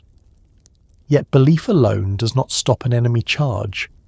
Once the kingdom had food enough to sustain campaigns, and a ruler grand enough to sanctify them, the next question became brutally practical. How do you break the men in front of you before they ever reach your line? And how does a state turn distance itself into an advantage on the battlefield? That is where Egypt's soldiers, especially its archers, begin to step forward. And once you start watching the arrows rather than the crown, another kind of secret weapon comes into view. An army does not become frightening only when it closes the distance. In many cases, the real damage is done before the enemy ever reaches the place where courage, muscle, and blade matter most. That was one of the great military truths of the ancient world, and Egypt understood it very well.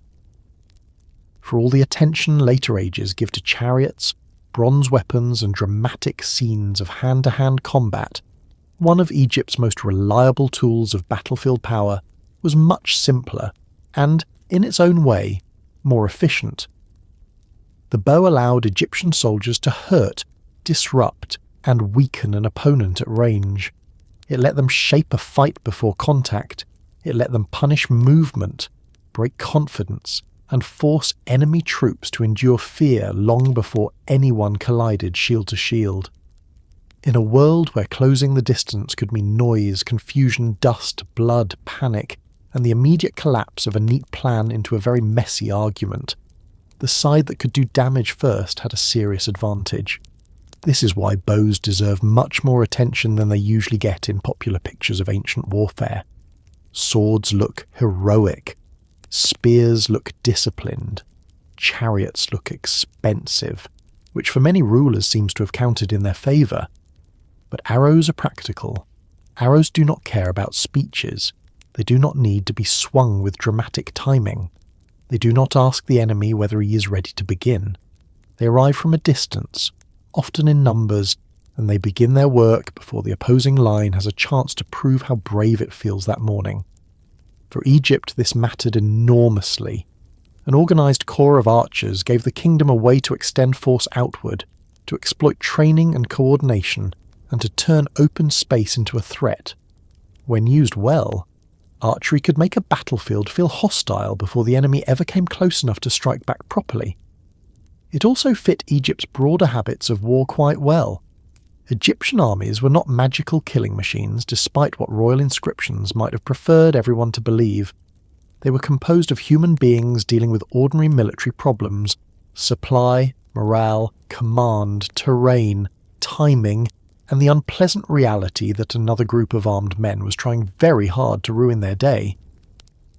Any weapon that helped reduce the chaos of close combat, or at least prepare for it more favourably, had real value. The bows did that.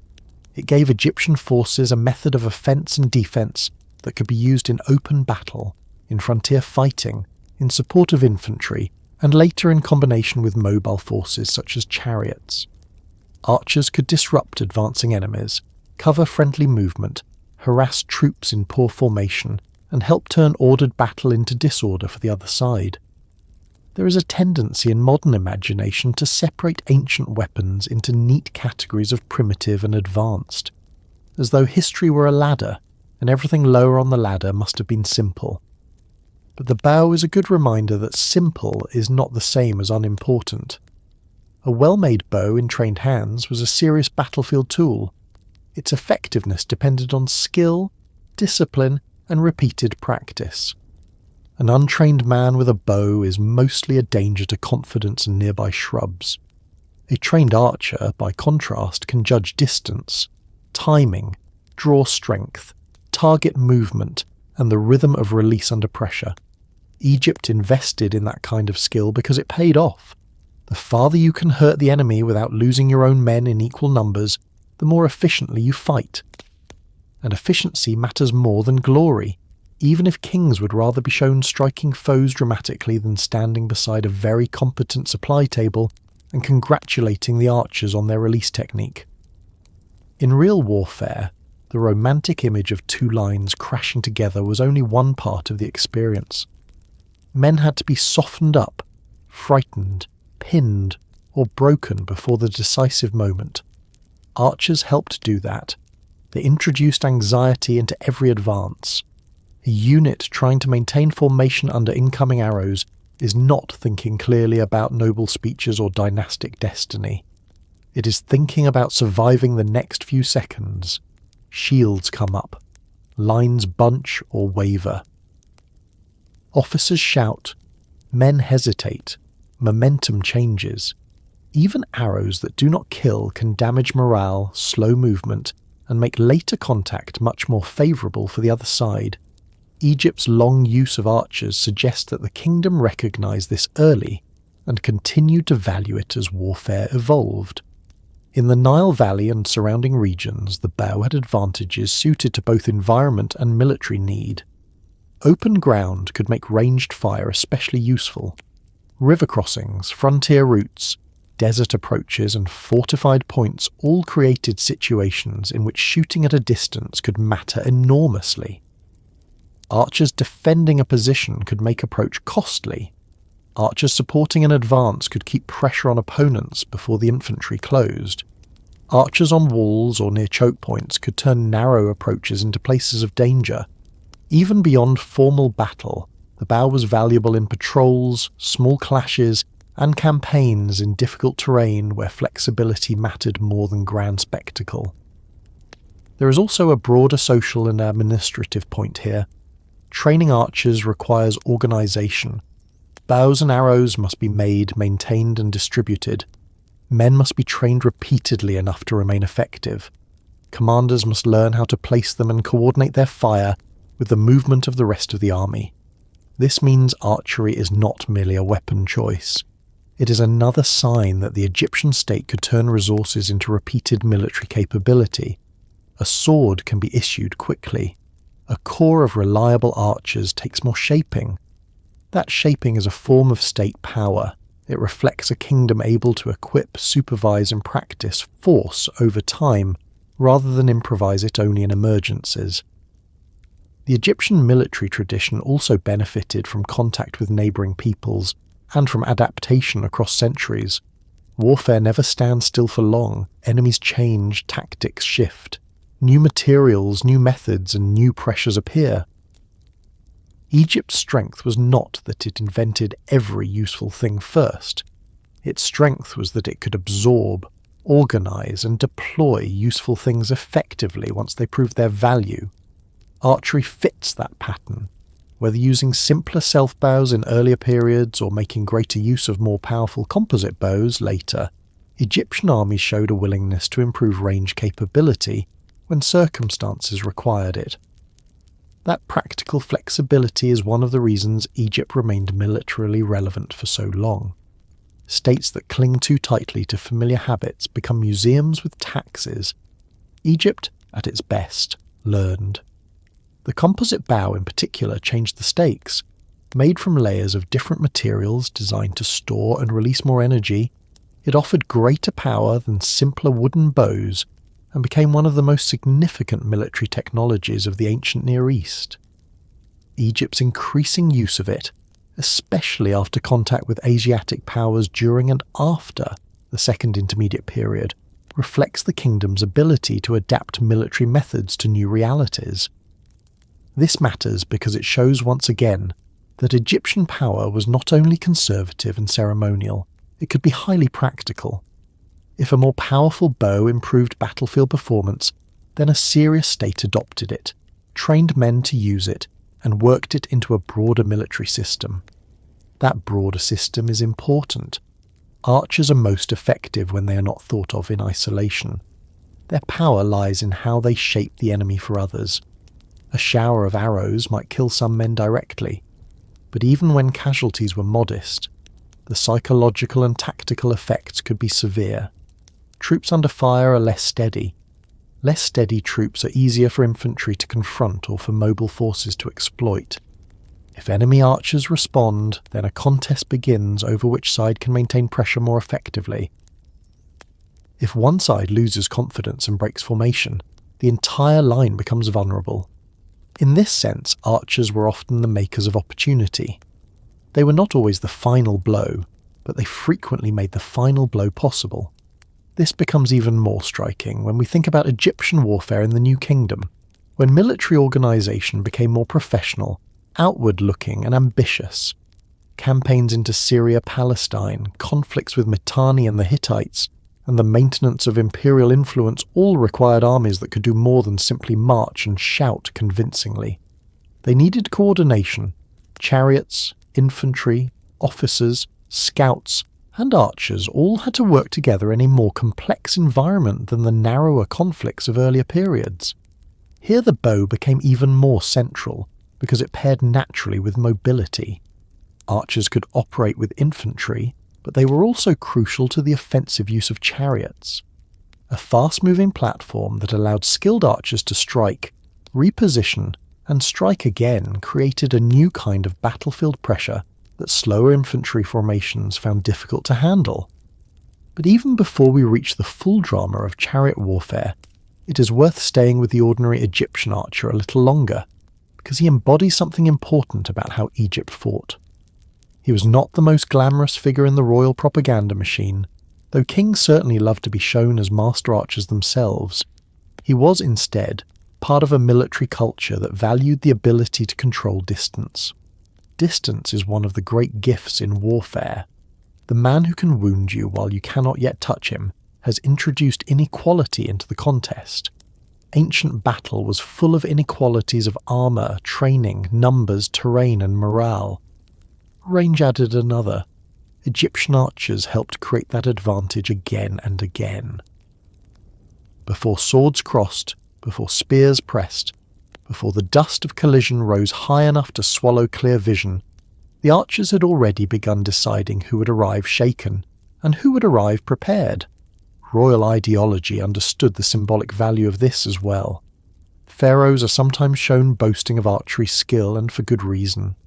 The bow carried associations of strength, control, precision, and the ability to dominate space. A king who could draw a powerful bow or strike a target at distance embodied more than physical competence. He demonstrated mastery. He became the ruler who did not merely wait for danger to reach him. He met it at range. He punished it before it came near. That symbolism matched the wider political role of kingship.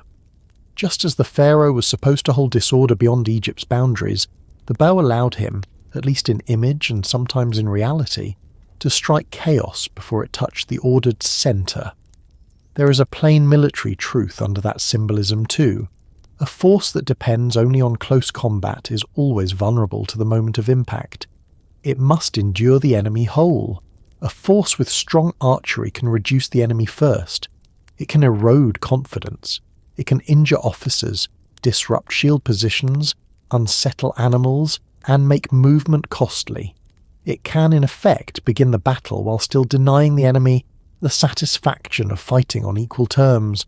That is why bows so often precede blades in any serious military system.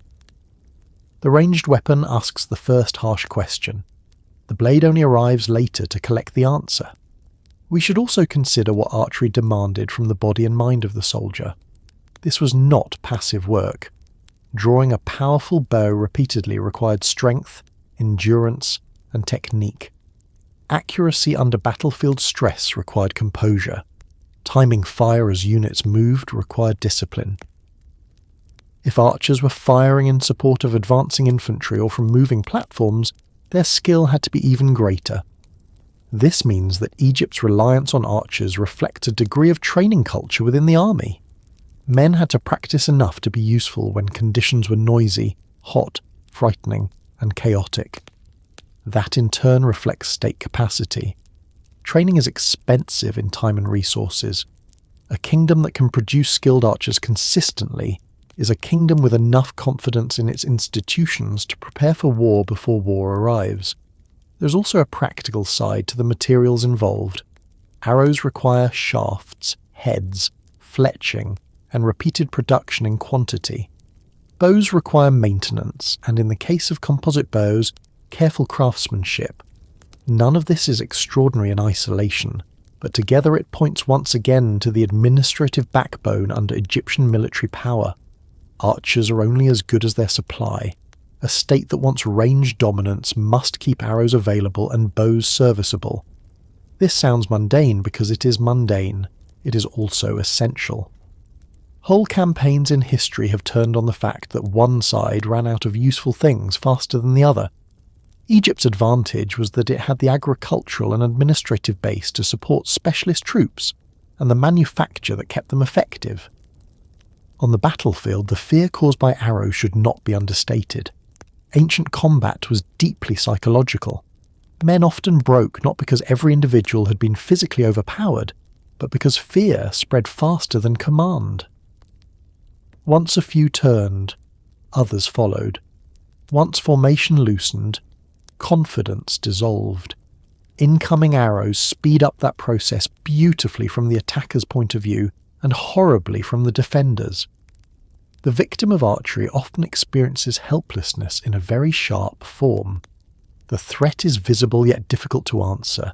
It arrives from beyond arm's reach. It may wound without warning, and it may continue for longer than the body wishes to tolerate. Even disciplined soldiers feel pressure under that kind of attack. Less disciplined ones unravel. Egyptian commanders did not need every arrow to kill. They needed enough of them to make the enemy less steady when the decisive moment came, and sometimes that decisive moment never needed to become a full collision at all. A force harassed, slowed, and demoralized at range might retreat, scatter, or fail to press an attack with conviction. Frontier warfare especially could favour this kind of advantage.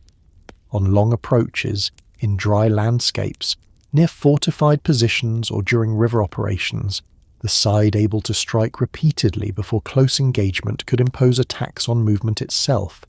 Every step forward became more expensive. Every hesitation became more dangerous. That kind of pressure is a weapon of patience rather than drama, and Egypt, for all its love of royal spectacle, was often very good at the patient side of power. There is something else worth noticing here. Archery sits at an interesting point between individual skill and system. A gifted archer matters, certainly. Kings like to imply they were all gifted archers, and perhaps some genuinely were. But battlefield success rarely depends on one remarkable man alone. It depends on groups trained to act together, supplied enough to continue firing, placed well by commanders, and integrated into an army that understands what they can and cannot do. In that sense, archers are a good symbol of Egyptian military strength as a whole. Their weapon was ancient and familiar. Their effect became impressive when organization magnified it.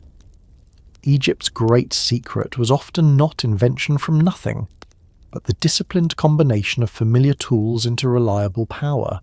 This is also why bows before blades is more than a catchy way to describe battlefield sequence. It captures a wider truth about how Egypt stayed dangerous. It preferred, when it could, not to enter the most chaotic phase of conflict on equal terms.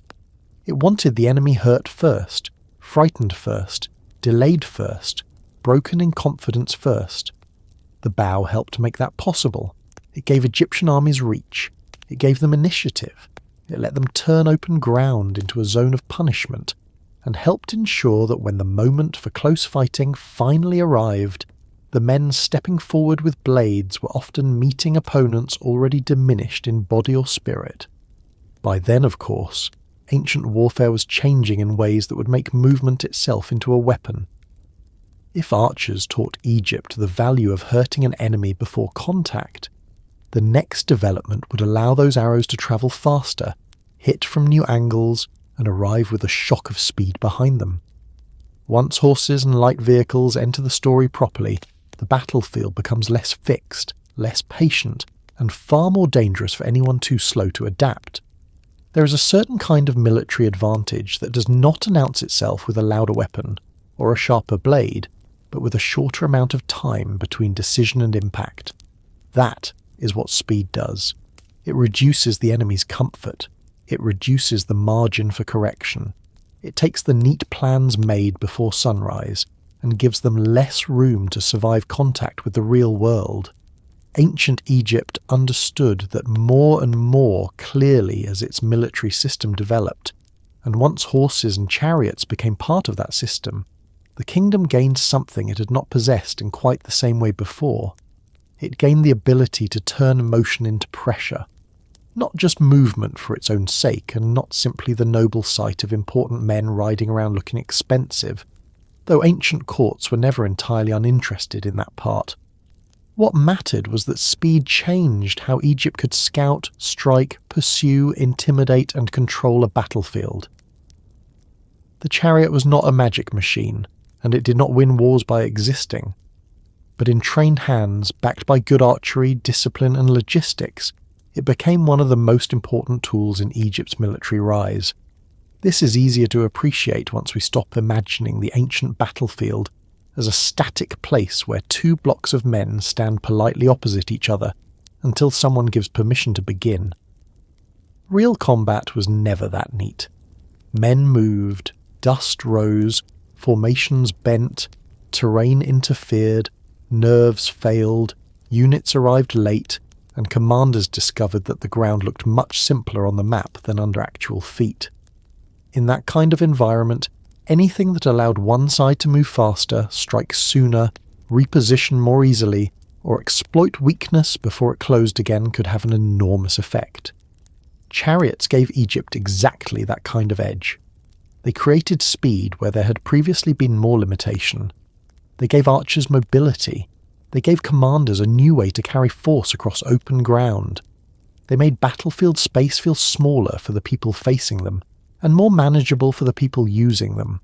Of course, Egypt did not invent the horse or the chariot in isolation from the rest of the ancient world. One of the clearest patterns in Egyptian history is that the kingdom became stronger not only by preserving old advantages, but by learning from moments of danger.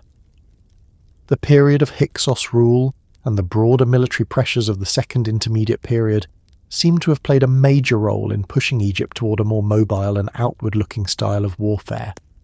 Foreign rulers in the Delta were associated with horses, chariots, and other military practices that Egypt would later absorb and use with great effect. This is a useful reminder that powerful states are often shaped by the things that once threatened them. Egypt did not respond to new methods by retreating into wounded pride and pretending older ways were automatically sufficient.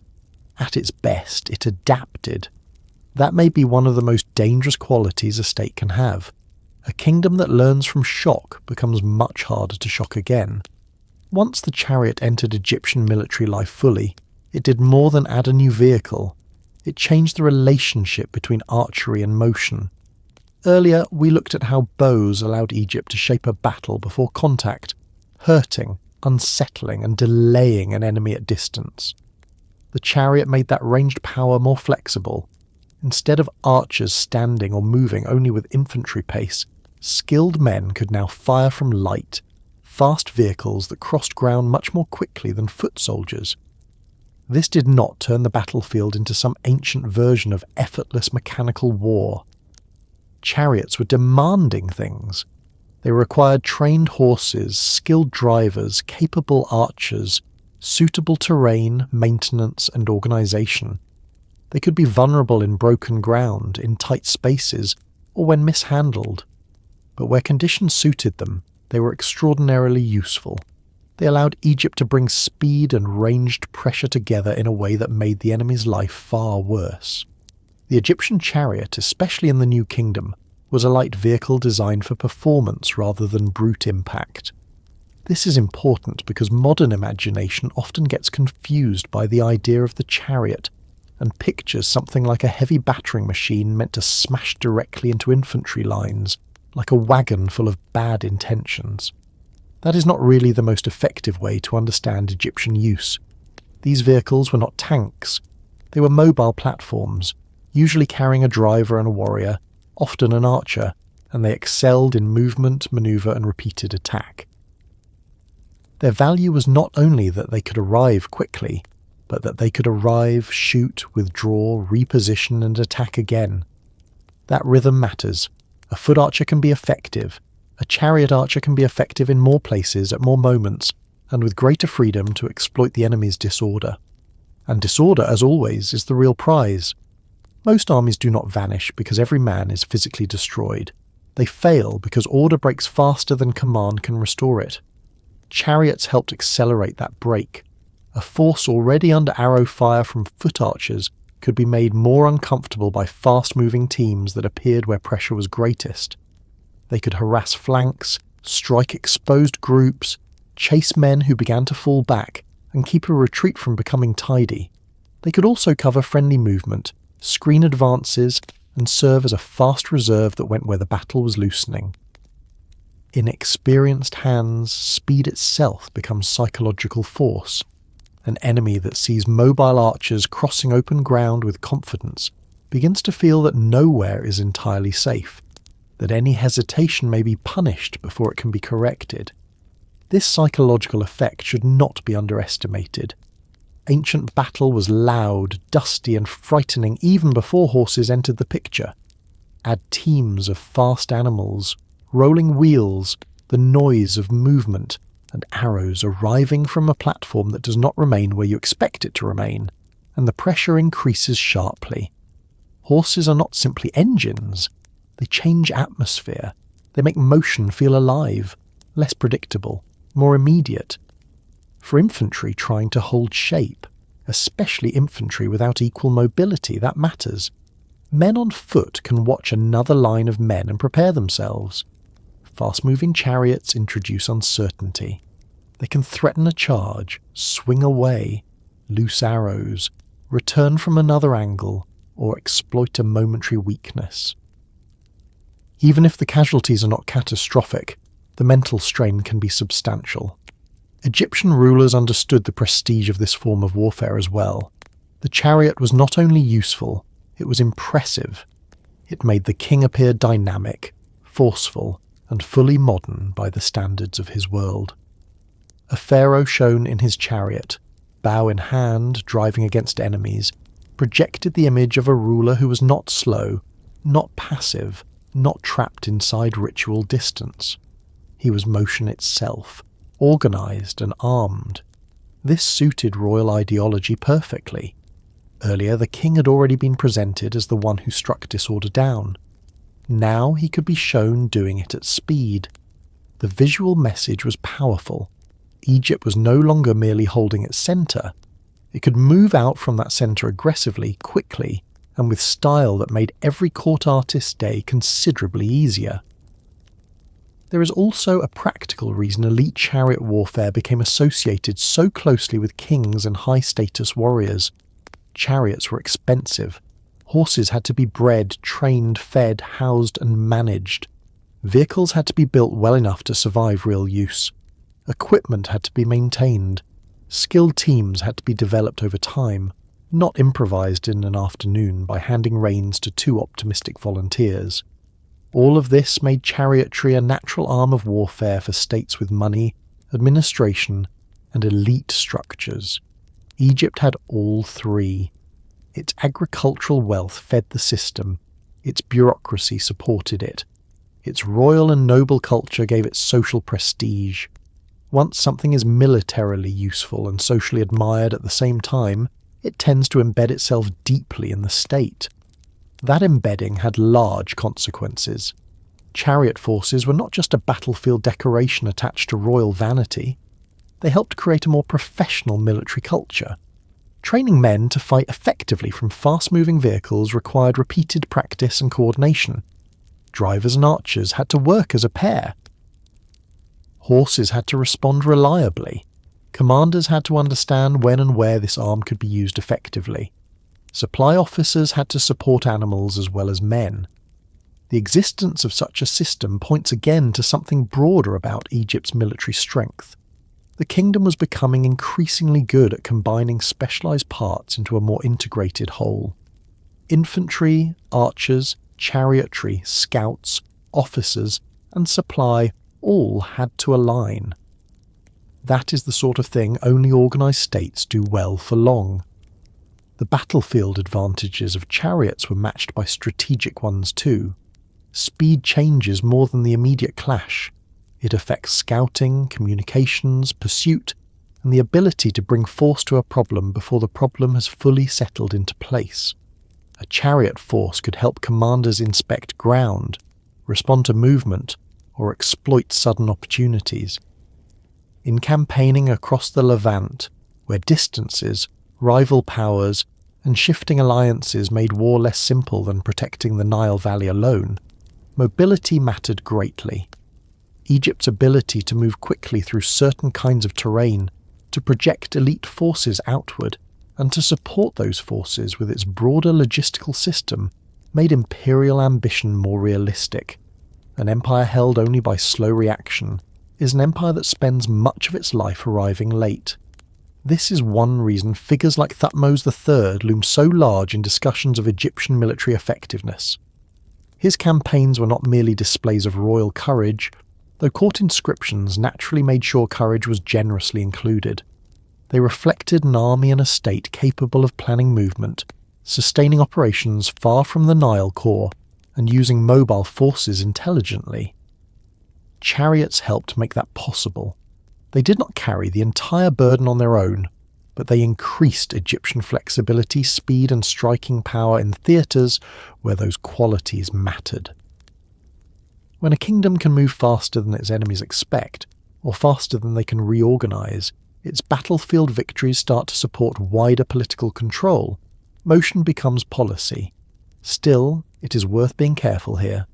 Chariots had limits, and ancient commanders knew it. They performed best on relatively open, firm ground. Broken terrain, steep slopes, marshy areas, and tight spaces could make them awkward or even nearly useless.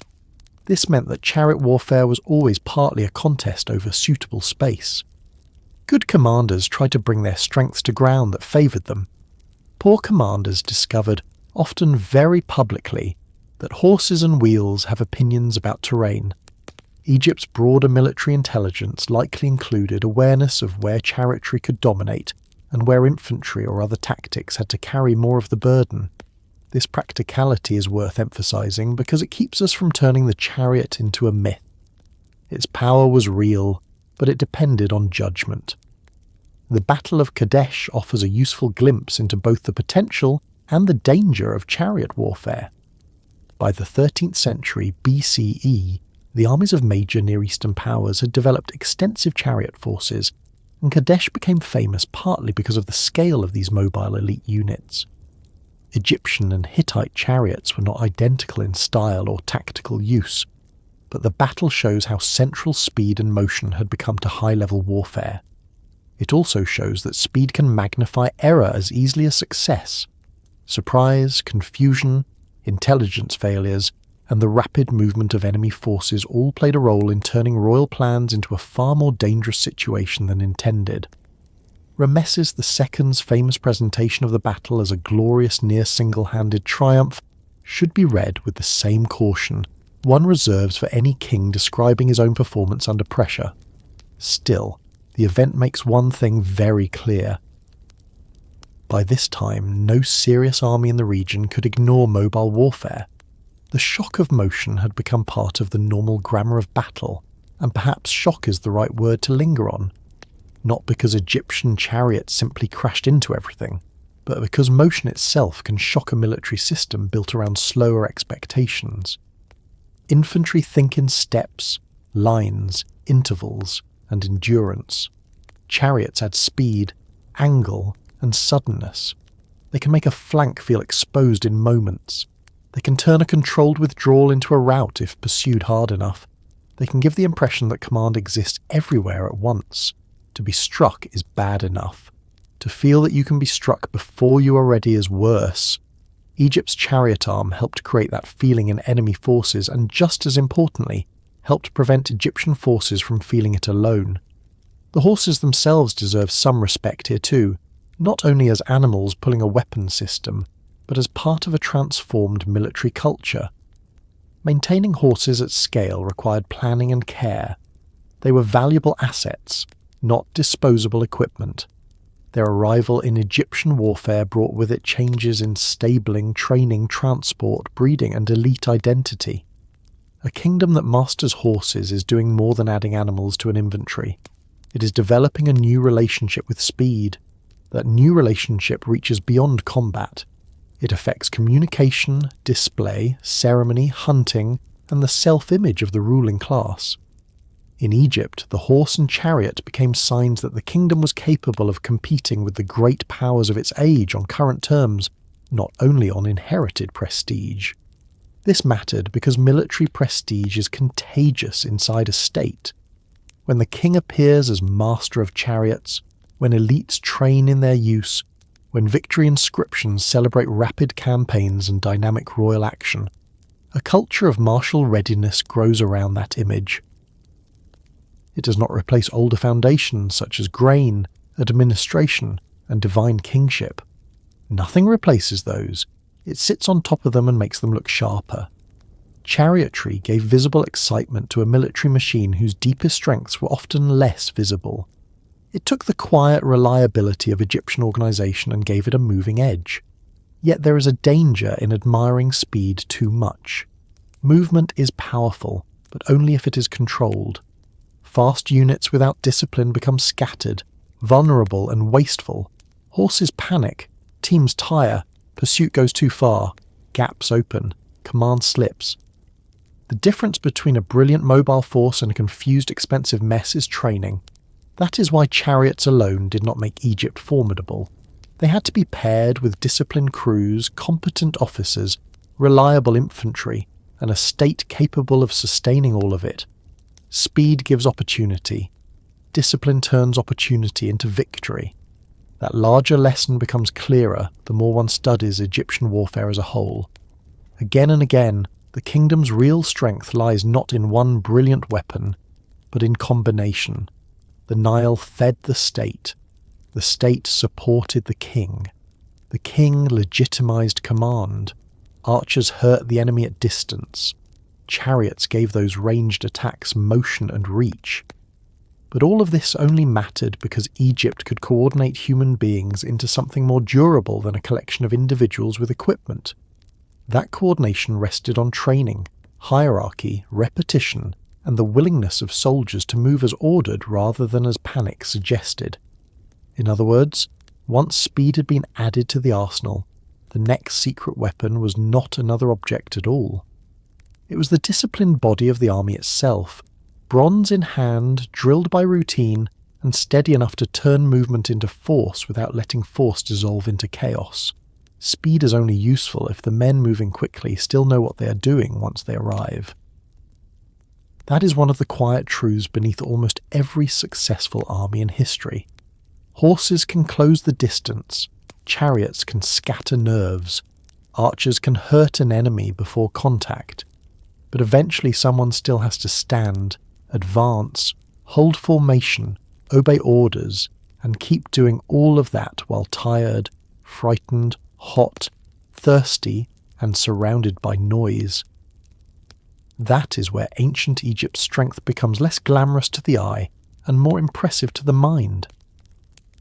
Because behind the chariot teams and royal victory scenes stood ordinary soldiers, and what made them dangerous was not only the weapons in their hands, but the order in their bodies. Bronze mattered, spears mattered, axes, shields, bows, and short blades all mattered. But none of them mattered as much as the fact that Egypt could take men, arm them, train them, arrange them, and turn them into something more reliable than a crowd with sharp objects. This is important to say plainly because battle scenes carved in stone tend to make warfare look simpler than it was. Kings appear enormous, enemies collapse helpfully, and everyone on the Egyptian side seems to know exactly where to stand at all times. Real war is much less cooperative. Men get confused, orders are misheard, dust blocks vision, fear spreads faster than official announcements. A unit that looked solid at sunrise may look much less impressive once arrows begin landing and someone nearby makes a terrible sound.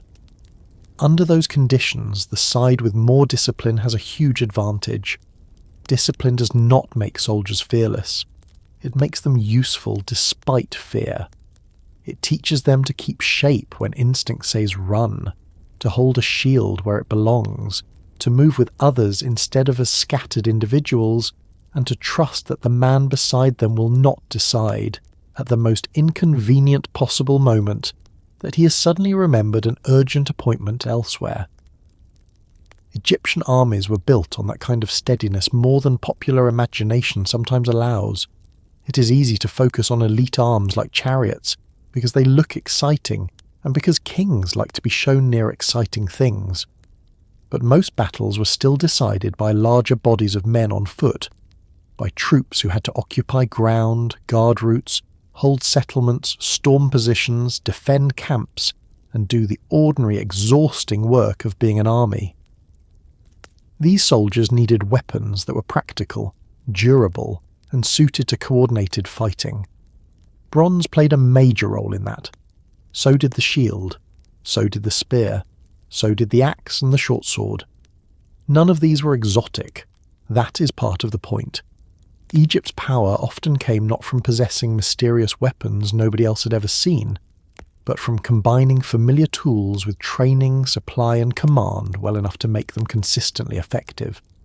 Bronze itself deserves attention because it represents more than a metal.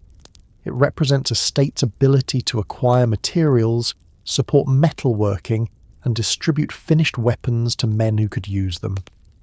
Bronze had advantages over simpler stone or copper tools in hardness and reliability, though it also required access to copper and tin through trade, mining, and broader networks of exchange.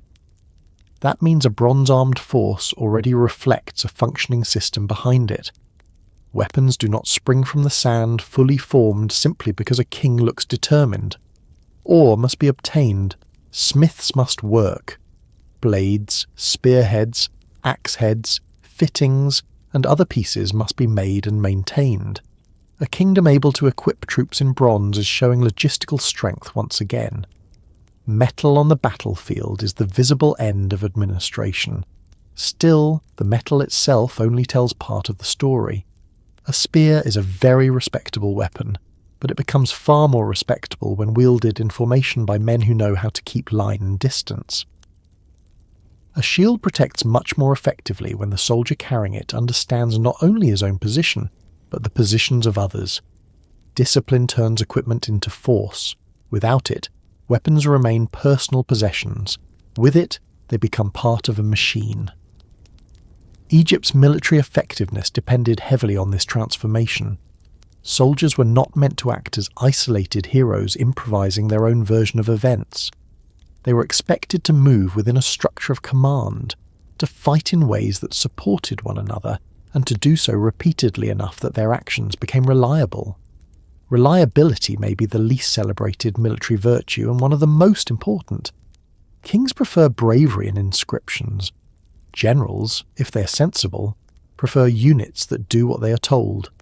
Ancient battle punished improvisation harshly when it was not backed by discipline.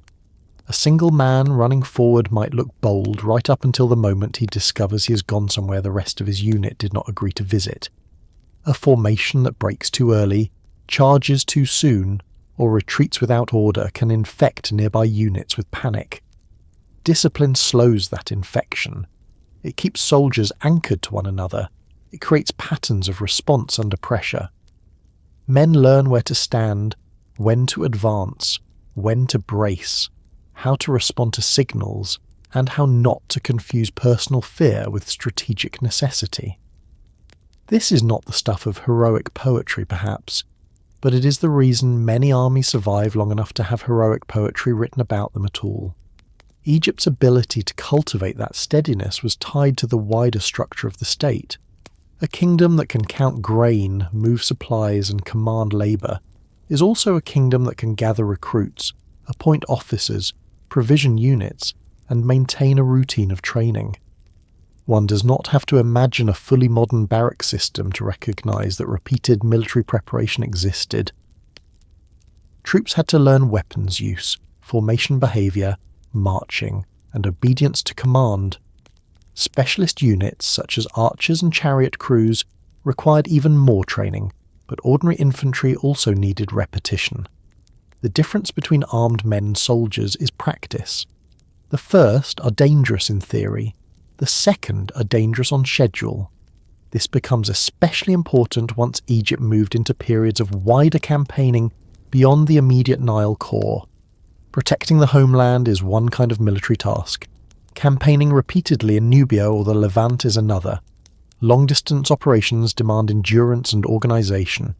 Troops must march, camp, hold together, and remain useful after days or weeks of movement. Frontier garrisons must not fall apart from boredom, poor supply or disputes with locals. Men posted far from home need command structures that continue to function even when the king is not personally present. All of that depends on drill in the widest sense, not just learning how to swing or thrust, but learning how to live as part of an army. That life was not luxurious. It meant heat, dust, waiting, fatigue, and the ordinary discomforts that military institutions have generously supplied across almost every civilization. Egyptian soldiers carried equipment, took orders, guarded installations, marched through terrain that probably seemed better from a distance, and participated in systems of rationing, reward, and punishment. Yet this unromantic side of soldiering was exactly what turned Egypt's resources into force. A kingdom can build brilliant weapons and still fail if its men cannot endure routine. Discipline is built as much in the dull hours as in the violent ones. A soldier learns obedience through repetition long before he proves it under attack. And obedience was central. Not blind stupidity, but structured compliance. Orders had to move from the top down and become action quickly enough to matter. In battle, this meant responding to signals and commanders instead of acting only on impulse. In camp, it meant maintaining readiness and work. In march, it meant pace, cohesion, and route discipline. In siege or fortress duty, it meant routine watchfulness, which is one of the least dramatic but most essential military skills. The army that can remain alert during long, uneventful stretches is often the one still standing when the uneventful stretch suddenly ends. Egypt, with its need to secure frontiers, routes, forts, and imperial holdings, required exactly that kind of patience from many of its soldiers. The social composition of the army also mattered. Over time, Egyptian forces included native Egyptian troops, local levies, professional elements, officers drawn from elites, and in certain periods foreign contingents and mercenaries as well. This variety could be a strength if properly organised. Different groups brought different skills. Nubian archers, for example, were especially valued at times, and foreign soldiers could add flexibility or manpower.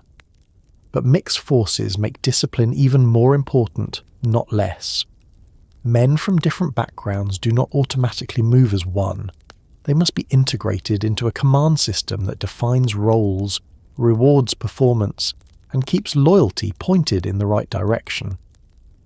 Egypt's military machine was strongest when it could incorporate such diversity without losing coherence.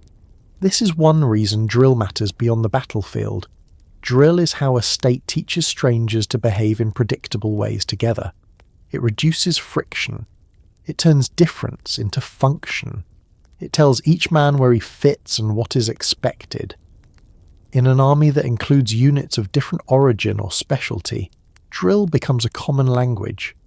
Even if the spoken languages vary or the fighting traditions differ, repeated routines can still create a shared framework of action.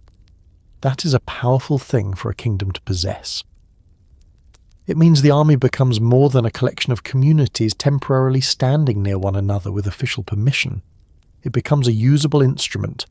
The weapons set of the Egyptian infantry was suited to this practicality.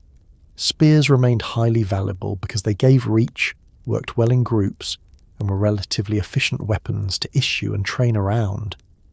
Shields added protection and confidence.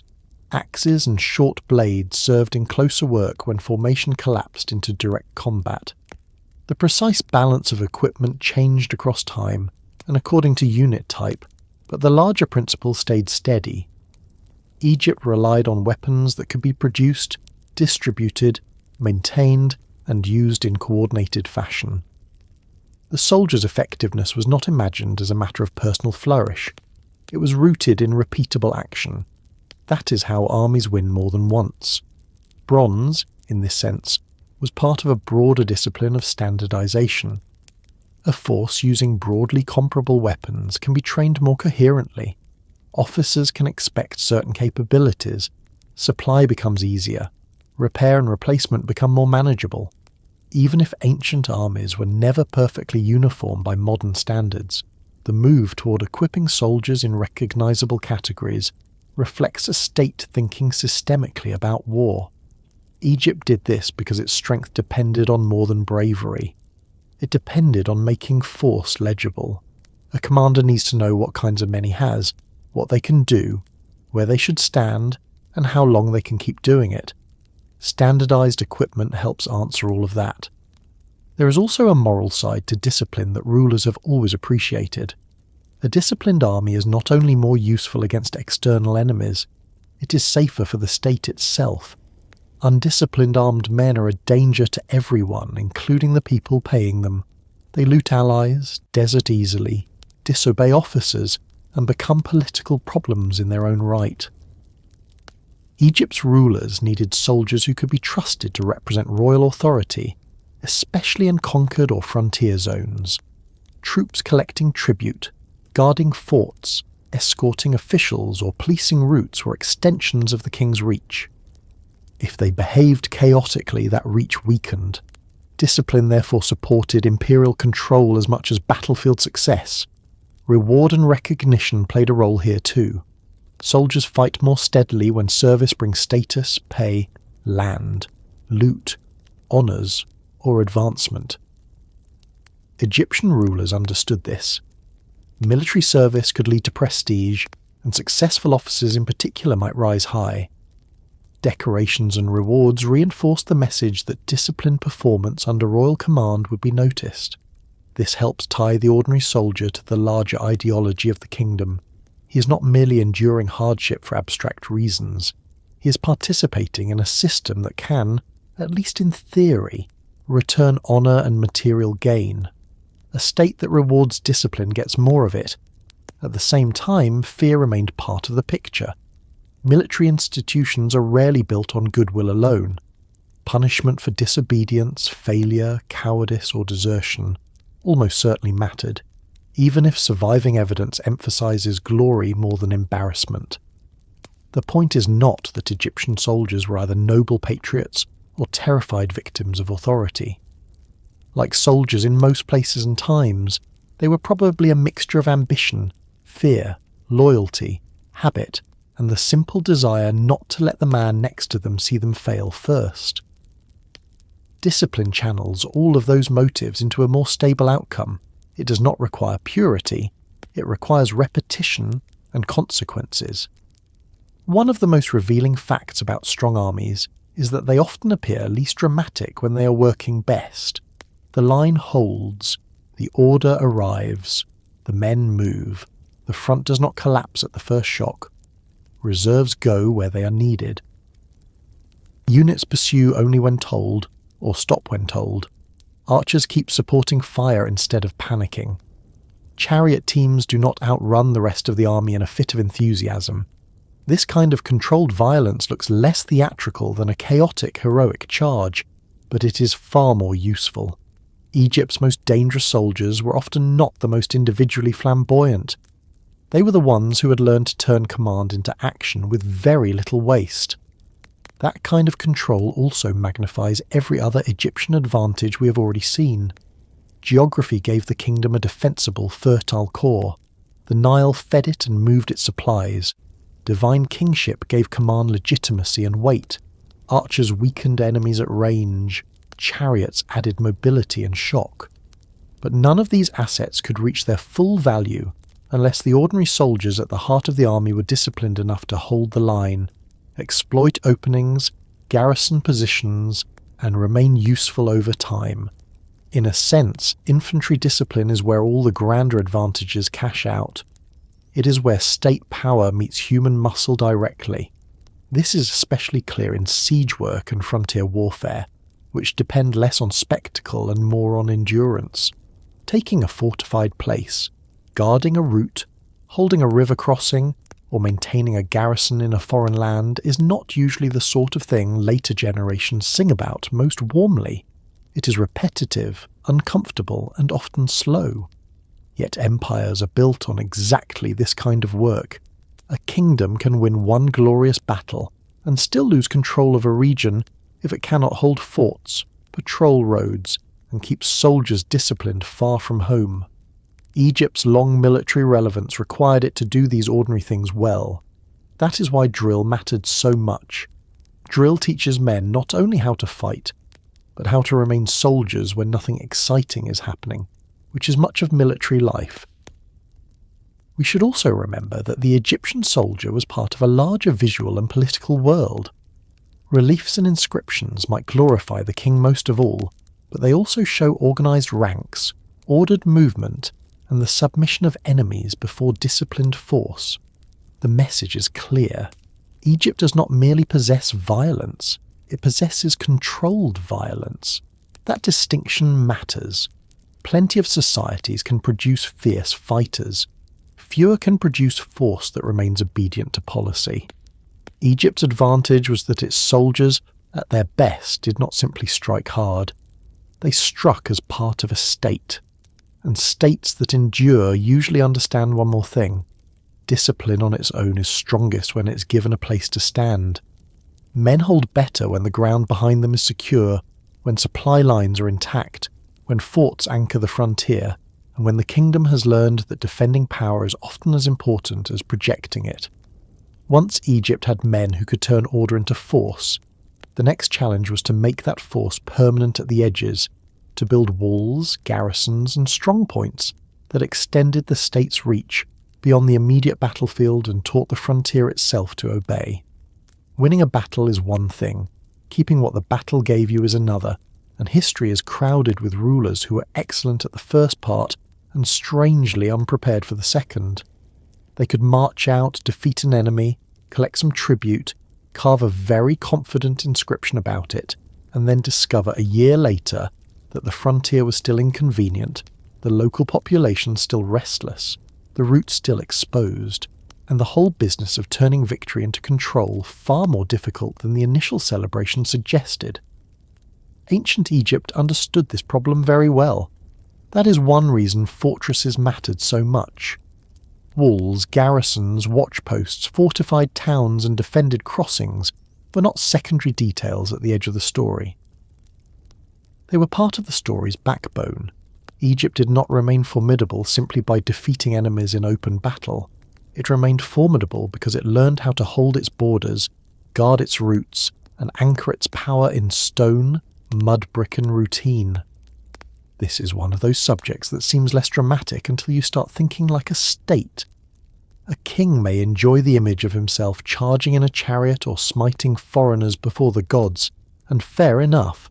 That makes for a better wall scene than an officer checking storage levels in a remote garrison. But if you want a kingdom to survive, somebody has to stand in the unpleasant places. Somebody has to watch the road, guard the crossing, patrol the wall, count the rations, inspect the gate, and stay awake in a location where almost nobody would choose to live without official encouragement. Fortresses are where a state proves it is serious. They say, very plainly, we are not merely passing through. We intend to remain. We intend to control movement. We intend to make this difficult for anyone who disagrees. That mattered especially for Egypt because the kingdom's geography, helpful as it was, also created specific pressure points. The Nile Valley formed a strong core, but the core was only safe if the approaches were watched. To the south lay Nubia, rich in resources, strategically important, and deeply connected to Egypt through trade, conflict, diplomacy, and conquest, across long stretches of time. To the northeast lay Sinai and the routes leading toward the Levant, regions that could bring trade, military opportunity, or invasion depending on who was moving and why. The delta itself, fertile and broad, was more exposed than the narrow upper valley. Desert routes had to be monitored, river crossings had to be secured, choke points had to be held. Egypt's rulers did not need to defend every grain of sand equally. They needed to identify the places where control mattered most and make those places hard to ignore. Fortresses were how they did it. In the south, this becomes very clear. Egyptian expansion into Nubia was never just about occasional raids or displays of power. The southern frontier was too important for that. Nubia offered gold, trade access, manpower, cattle, and political importance. If Egypt wished to dominate that zone, or at least prevent it from becoming a constant danger, then victory in battle was not enough. The river and the cataracts created natural bottlenecks, and Egypt responded by building and maintaining fortresses in key positions. These were not decorative statements. They were instruments of surveillance, coercion, storage, and administration. A fortress at the right place along the Nile could watch movement, receive supplies, intimidate local populations, host officials, and serve as a launch point for further action. It was a way of turning geography itself into a managed system. This is one reason the Middle Kingdom often appears so impressive when discussing frontier control. Egyptian rulers of that period invested heavily in fortification in Nubia, especially around the Second Cataract region. That choice reflects a very clear strategic mind. The cataracts complicated navigation and movement, which meant they created natural places where control could be concentrated. Rather than trying to dominate an entire frontier equally, Egypt could anchor itself at the narrow points, watch what passed, tax what could be taxed, block what needed blocking, and project authority outward from positions that the map itself had already made important. That is excellent frontier thinking. A state does not need infinite strength if it knows where to place finite strength. And the fortresses themselves were not simple little watchtowers with a mildly discouraged guard and a roof that leaked at the worst possible time. Major fortresses could be substantial installations with thick walls, defensive gates, storage facilities, wells or access to water, barracks, workshops, administrative space, and housing for the soldiers and officials who kept the place functioning. They were small states in miniature. They stored grain. They issued orders. They maintained records. They received messages. They probably generated more arguments than the surviving inscriptions politely admit. Most importantly, they remained present in the landscape day after day, which is something raiding armies never do. An enemy can respect a victory. A population learns to fear and obey permanence. That permanence has a psychological force of its own. A fortress tells local communities that the power behind it is not only strong enough to arrive, but organised enough to stay. It tells traders that movement will be noticed. It tells rival groups that sudden action may meet prepared resistance. It tells the garrison itself that their duty is not a moment of glory, but an ongoing occupation of space. This kind of message is less theatrical than a battlefield triumph and often more useful. Many political systems can create short bursts of force. Fewer can sustain pressure quietly. Egypt's frontier fortresses helped convert short-term military success into long-term strategic presence. The daily life inside such places must have been a mixture of discipline, monotony, caution, and discomfort. That is how frontiers usually work. Soldiers stood watch, officers kept order, supplies arrived, or occasionally failed to arrive with the punctuality everyone would have preferred. Walls needed repair, gates needed guarding, patrols had to go out, records had to be kept, local movements had to be noted, traders had to be checked, rumours had to be judged, messages had to move between strong points and back toward the centre. None of this is glamorous, yet all of it is the actual substance of control. A wall is only as good as the routine behind it. A fortress with no discipline becomes a large storage problem waiting to be embarrassed. Egypt's strength lay in making these places function as parts of a larger system, rather than isolated piles of nervous men and food. This larger system matters enormously. Fortresses are strongest when they are connected. One isolated outpost may slow an enemy or impress a local population for a while, but a chain of fortified points, supported by river transport, messengers and royal administration, becomes much harder to bypass or ignore. Egypt's river-based geography helped here once again. Supplies could move by water, orders could move by water, reinforcements, at least in many areas, could move by water. A southern fortress was not simply abandoned to fate if the state remained healthy behind it. It existed inside a network. That network is the real secret. Strong points do not merely defend themselves, they extend the state's nerves, they also extend its memory. A fortress is a place where reports accumulate. Who passed, who traded, who resisted, which routes were active, which local leaders were cooperative, which were not, what signs of trouble appeared. In that sense, frontier fortresses were not only military tools, they were information tools. They allowed the centre to know the edge better than it otherwise could, and knowledge at the frontier is half of defence. Many invasions and rebellions succeed first because the defending state learns too late. A well-run chain of forts makes too late less likely. Egypt's rulers understood that walls without eyes and ears are only expensive scenery. The northeastern frontier posed a somewhat different challenge. The routes linking Egypt towards Sinai and the Levant were not the same as the Nile corridor in Nubia, and the delta's openness created vulnerabilities that the narrow southern valley did not. Here too, however, Egypt recognized the importance of controlling movement through fortified positions and defended routes. Later textual references and archaeological evidence point to systems of forts, way stations and guarded approaches that help secure the road between Egypt and Asia. This makes excellent strategic sense. If danger is likely to come through certain corridors, then those corridors must be watched, supplied, and if possible transformed into spaces where the defender sees first and acts first. This is where the art of holding the frontier becomes more interesting than simple wall building. A frontier is not just a line drawn on a map.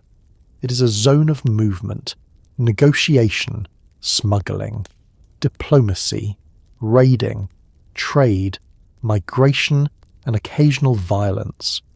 No ancient state sealed such spaces completely. Egypt could not and did not simply shut the edges of the world with a giant gate and tell everyone to stop being geographically inconvenient. What it could do was manage those edges. It could encourage some movements, restrict others, tax trade, monitor strangers, and make unsanctioned entry far more dangerous. A fortress helps do that not by eliminating movement, but by filtering it. The frontier becomes less of an open wound and more of a controlled valve. That ability to filter was one of Egypt's great practical strengths. Not every outsider was an enemy. Some were traders, envoys, labourers, mercenaries, or subject peoples moving under recognised conditions. A good frontier system distinguishes. It identifies threat without treating all movement as identical. This requires officers who can judge, scribes who can record, scouts who can observe, and garrisons disciplined enough not to turn every encounter into chaos. Again, the fortress appears less as a mere wall and more as a state machine. It is a place where military power, administration and intelligence meet in one hard-edged form. Egyptian fortresses also had an imperial function beyond defence. Once the kingdom expanded into Nubia or exerted influence across parts of the Levant, fortified positions became anchors of occupation. They stored tribute, safeguarded routes, protected officials, and reminded local populations that Egyptian power could return quickly if challenged. The garrison was therefore not simply standing in place. It was performing empire. It was a visible, armed proof that the kingdom's reach had substance. A conquered region with no fortresses is a region being trusted more than most conquerors should trust anyone. Egypt was often more practical than that. There is also something revealing in where fortresses were built relative to resources. Gold-bearing zones, trade routes, river bottlenecks, and key roads tended to attract fortified attention. That should tell us a great deal about how Egypt thought. The frontier was not only where danger lived, it was where wealth moved, a state that guards only against invasion and ignores the movement of goods is missing half the point of security. Fortresses protected economic flows. They helped to make extraction possible. They shielded the arteries through which value moved from peripheral zones into the Egyptian system. In that sense, frontier defence and economic policy were the same conversation in different clothing. The soldiers in these places therefore did more than wait for attack. They guarded resources, enforced state presence, supported administrative control, and gave confidence to officials and transport personnel working in exposed zones. A mine or quarry, for example, is much easier to exploit if nearby force can discourage raids or local resistance. A tax route works better if its stations are defended. Diplomats negotiate more confidently when the roads behind them are not entirely theoretical. It all joins up. Fortresses made Egypt's outer ambitions less fragile because they gave hard structure to areas that might otherwise have slipped loose the moment the main army went home. And when the main army did go home, that was exactly when fortresses proved their worth. Anyone can look strong while the king is present with banners, chariots, archers, and the full machinery of campaign around him. The real test comes after. Once the ruler departs, once the triumph is carved into stone, once local resentment has had little time to breathe again, does the frontier still hold? Are the routes still watched? Are the subject populations still manageable? Do raiders still think twice? Are messages still getting through? If the answer is yes, then the fortresses are doing what they were meant to do. They are making victory last longer than excitement. There was also a symbolic layer to all this, because frontiers are psychological spaces as much as military ones. A secure centre depends partly on the belief that the edge is under control. The farmer far from the frontier does not need to know every detail of every garrison. He needs to believe the kingdom is watching. Elites need to believe routes are safe enough for movement, taxation and communication. Temples and estates depend on wider stability. The mere existence of a defended edge, anchored in permanent installations, reassures the interior that the state is not asleep. It says the kingdom has placed hands at its own boundaries. That matters for legitimacy. Disorder at the edge has a way of making the centre feel less sacred. Of course, fortresses could fail. Garrison life could weaken. Supply could falter. Local resistance could intensify. A neglected fortress becomes a liability almost as quickly as a man who insists he will repair the roof tomorrow and then acts surprised when it rains through his bed. Egyptian strength was never automatic. It depended on continued attention from the centre, continued supply, competent officers, and enough state energy to maintain structures that did not produce visible glory every day. This is one reason periods of Egyptian weakness often show up first or most clearly at the frontiers.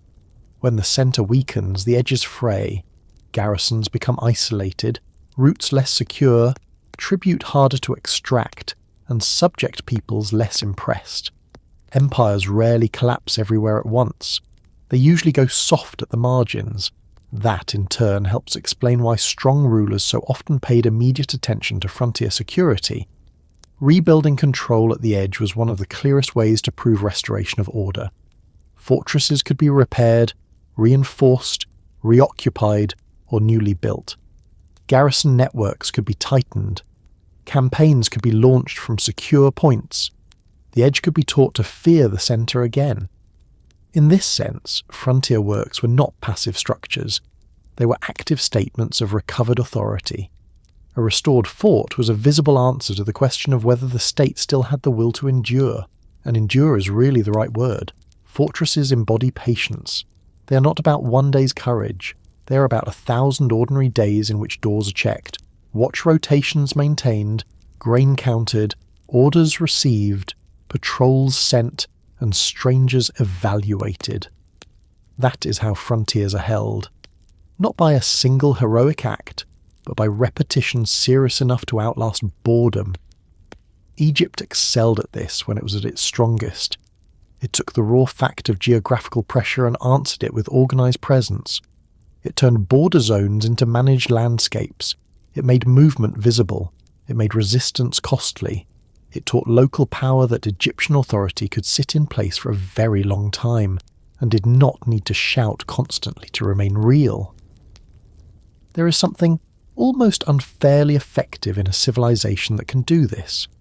It is one thing to beat an enemy army.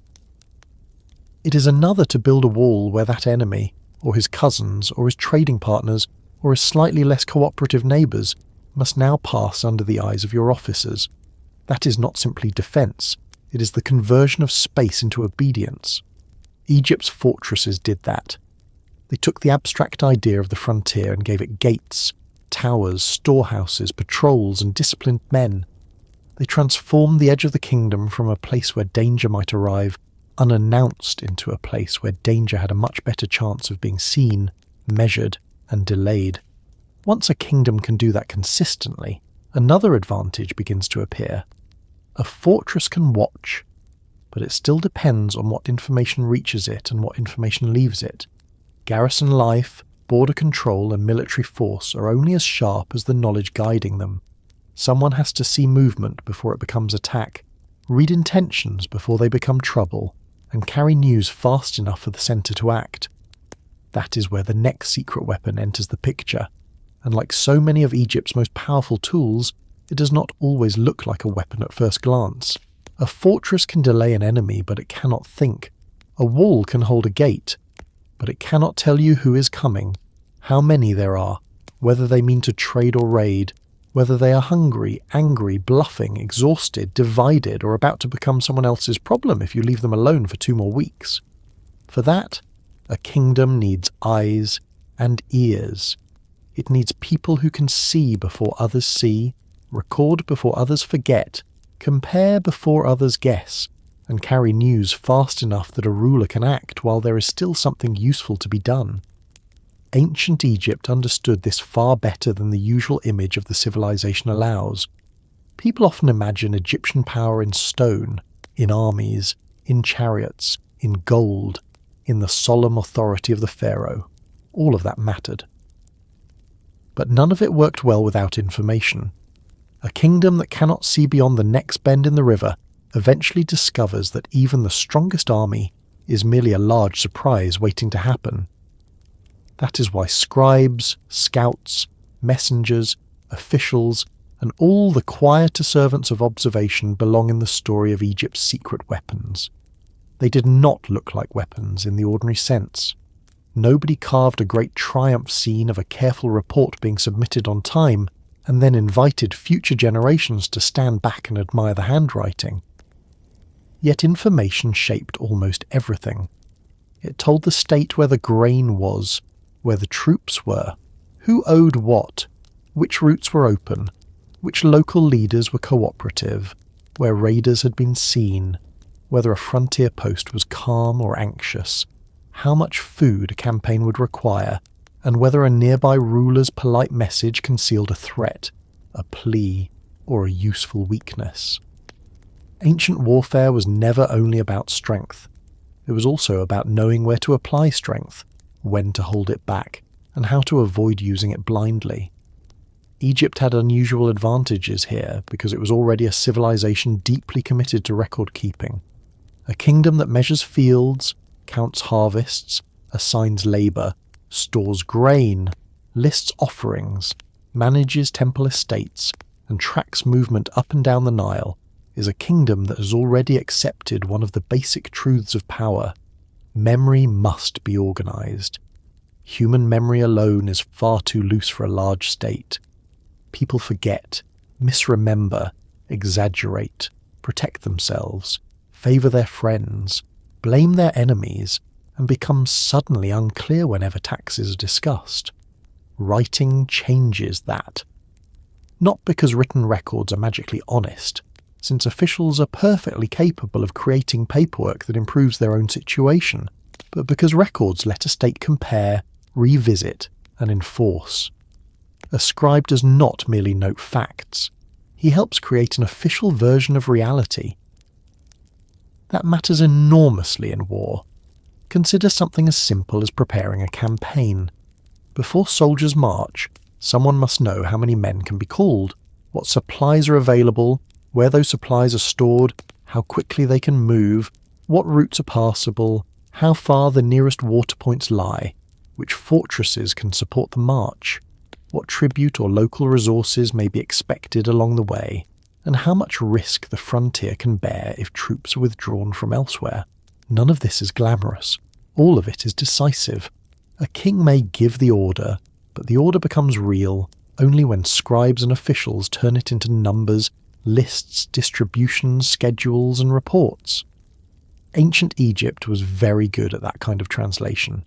Its bureaucratic habits were not separate from military power. They were military power wearing clean hands. This is one reason scribes deserve much more respect in any discussion of Egypt's strength. They were not merely passive recorders sitting in the background while heroic men did the exciting work. They made exciting work possible. A scribe attached to the army, a scribe managing supplies, a scribe recording tribute, a scribe receiving reports from frontier posts. Such figures were part of the machinery that let force travel intelligently instead of randomly. If a fortress reported a shortage, a scribe turned that into action. If scouts brought word of movement in the desert, a scribe placed it into the chain of command. If a campaign returned with captives, goods, and lessons about local terrain or enemy habits, scribes converted those experiences into records the state could use again. A civilization that writes things down has a major advantage over one that insists on relearning every hard lesson in person. And Egypt did not only write inward, so to speak, it also watched outward. Scouts, patrols, messengers, frontier officers, and local informants all helped extend the kingdom's awareness beyond the immediate centre. This mattered because the most dangerous threats are often the ones that gather slowly just beyond view. Raiding groups do not usually send courteous announcements. Rival kingdoms may write polite letters while preparing something less polite at the border. Tributary regions may look calm until an envoy quietly notices that local obedience has gone thin. A state that waits for trouble to arrive at its gates has already surrendered one of its best advantages. Egypt tried, when functioning well, to meet danger earlier than that. Scouts were essential to this effort. On campaign, they moved ahead of the main body, watched routes, assessed water, checked terrain, and reported movement. Their value was not simply that they found the enemy. Often the more important task was telling the army where not to go, which paths were too narrow, which crossings were exposed, where ambush might be likely, and whether the supposed shorter route was in fact the sort of idea that only sounds brilliant until the baggage train begins to die of thirst. A commander with no scouts is not leading an army so much as taking a very large risk in a particular direction. Egypt's military experience in desert edges, river corridors, Nubian frontiers, and Levantine campaigning made such observation indispensable. Scouting also connected directly to geography, which had been Egypt's earliest advantage. Geography helps only if it is understood in practical terms. Knowing that a desert protects your flank is useful. Knowing which tracks cross that desert, where water can be found, and how fast a hostile group could move through it is much more useful. Knowing that a river corridor is the spine of your kingdom is important. Knowing exactly which ford, anchorage, or bottleneck is currently vulnerable is better. Scouts turned general geographical advantage into immediate operational knowledge. They made the map breathe. That is what states need. A map without fresh information becomes a comforting lie. The same applies to frontier intelligence. Garrisons on the edge did not simply stand there and wait for impact like decorative stones with spears. They observed. They watched traders, passing groups, local leaders, labour movement, suspicious absences, and changes in routine. Frontier officers learned to read small signs. A route becoming quieter than usual might matter. A local headman becoming less cooperative might matter. Strange tracks near a water point might matter. New weapons seen among neighbouring peoples might matter very much indeed. If those details moved quickly to the right place, Egypt could respond. If they did not, then a frontier could go from dull to dangerous with alarming speed. This is where messengers become part of the weapon system. Information seen too late is often worse than information never gathered, because it creates the illusion that the state was aware when in fact it was only informed after usefulness had already expired. A scout who spots danger must be able to report it. A fortress receiving troubling news must be able to pass it onward. A king directing multiple units must be able to send commands that arrive before the situation has changed beyond recognition. Egypt's river system helped with some of this. Boats carried messages along the Nile more efficiently than many overland networks elsewhere. Roads and established routes also mattered, especially where imperial ambitions pushed beyond the valley. Communication is never as dramatic as impact, but it often decides whether impact is controlled or chaotic. One of the most revealing things about ancient war is how often intelligence failures sit quietly behind public heroics. Even strong rulers could be caught by bad information, incomplete information, or overly cheerful information delivered by people who preferred not to be blamed. The Battle of Kadesh is a famous example. Rameses II, for all the later inscriptions presenting him as a man who personally corrected the universe through courage, nearly walked into disaster because the information reaching him about Hittite position and strength was deeply flawed or skillfully manipulated. False assurances, captured spies, confused reporting, and the rapid movement of enemy forces combined to put the Egyptian army in a very dangerous situation. The lesson is plain. Even an army with chariots, archers, discipline, and royal confidence becomes vulnerable when its eyes are deceived and its ears are fed nonsense. That makes intelligence one of the few military tools that can save strength from wasting itself. A wise ruler does not ask only, "How many men do I have?" He also asks, "What do I know? How do I know it? Who told me? What do they gain by telling me? And what might I be missing?" States that ask those questions tend to last longer than states that prefer bold ignorance draped in ceremony. Egypt, across much of its history, had enough administrative maturity to recognize this. Reports mattered. Correspondence mattered. Envoys mattered. Interpreters and local intermediaries mattered. The famous diplomatic letters of the Late Bronze Age remind us that great kings did not exist in silence. They listened, lied, flattered, requested, threatened, negotiated, and probed through written exchange. Information flowed through gifts and greetings as much as through patrols and scouts. Sometimes a marriage proposal carried military meaning. Sometimes a complaint about delayed gold shipments carried a warning about shifting alliances. Egypt's rulers had to read these signs or risk becoming the best-fed victims in the region. That diplomatic side of intelligence is especially interesting because it shows how broad the kingdom's ears really had to be. Not all threats come as armies. Some come as rumours, shifting loyalties, unpaid tribute, interrupted trade, or a neighbour suddenly growing much friendlier with your enemy than good manners alone can explain. Scribes handling foreign correspondence were therefore part of the same larger system as scouts on the road and officers in the forts. They translated movement in language into strategic meaning. A letter that sounds polite may conceal desperation. A tribute payment arriving late may reveal weakness, insolence, or both. A request for aid may indicate a chance to expand influence without a formal campaign. Information is not only about facts, it is about interpretation. Egypt's state had to do both. An interpretation requires comparison, which is another reason written records were so useful. If one report says a frontier is calm and another, 2 weeks later, notes unusual horse movement near the same zone, that difference matters. If annual tribute from a region declines steadily, that pattern matters. If a garrison repeatedly requests repairs or more grain, someone must notice before the place becomes a liability. Records let a state see patterns rather than just moments. This may be the most underestimated military skill of all. Many threats are visible early only as patterns. A state unable to compare yesterday with last year and last year with 10 years earlier is fighting half-blind. The Egyptian scribal class gave the kingdom unusual capacity in this regard. Scribes were trained not simply to write, but to function within a hierarchy of orders, reports, archives, and state memory. They belonged to a world where measurement, notation, and proper transmission of information were signs of authority. That made them extremely useful to rulers. It also gave Egypt a habit of governance that could extend naturally into military affairs.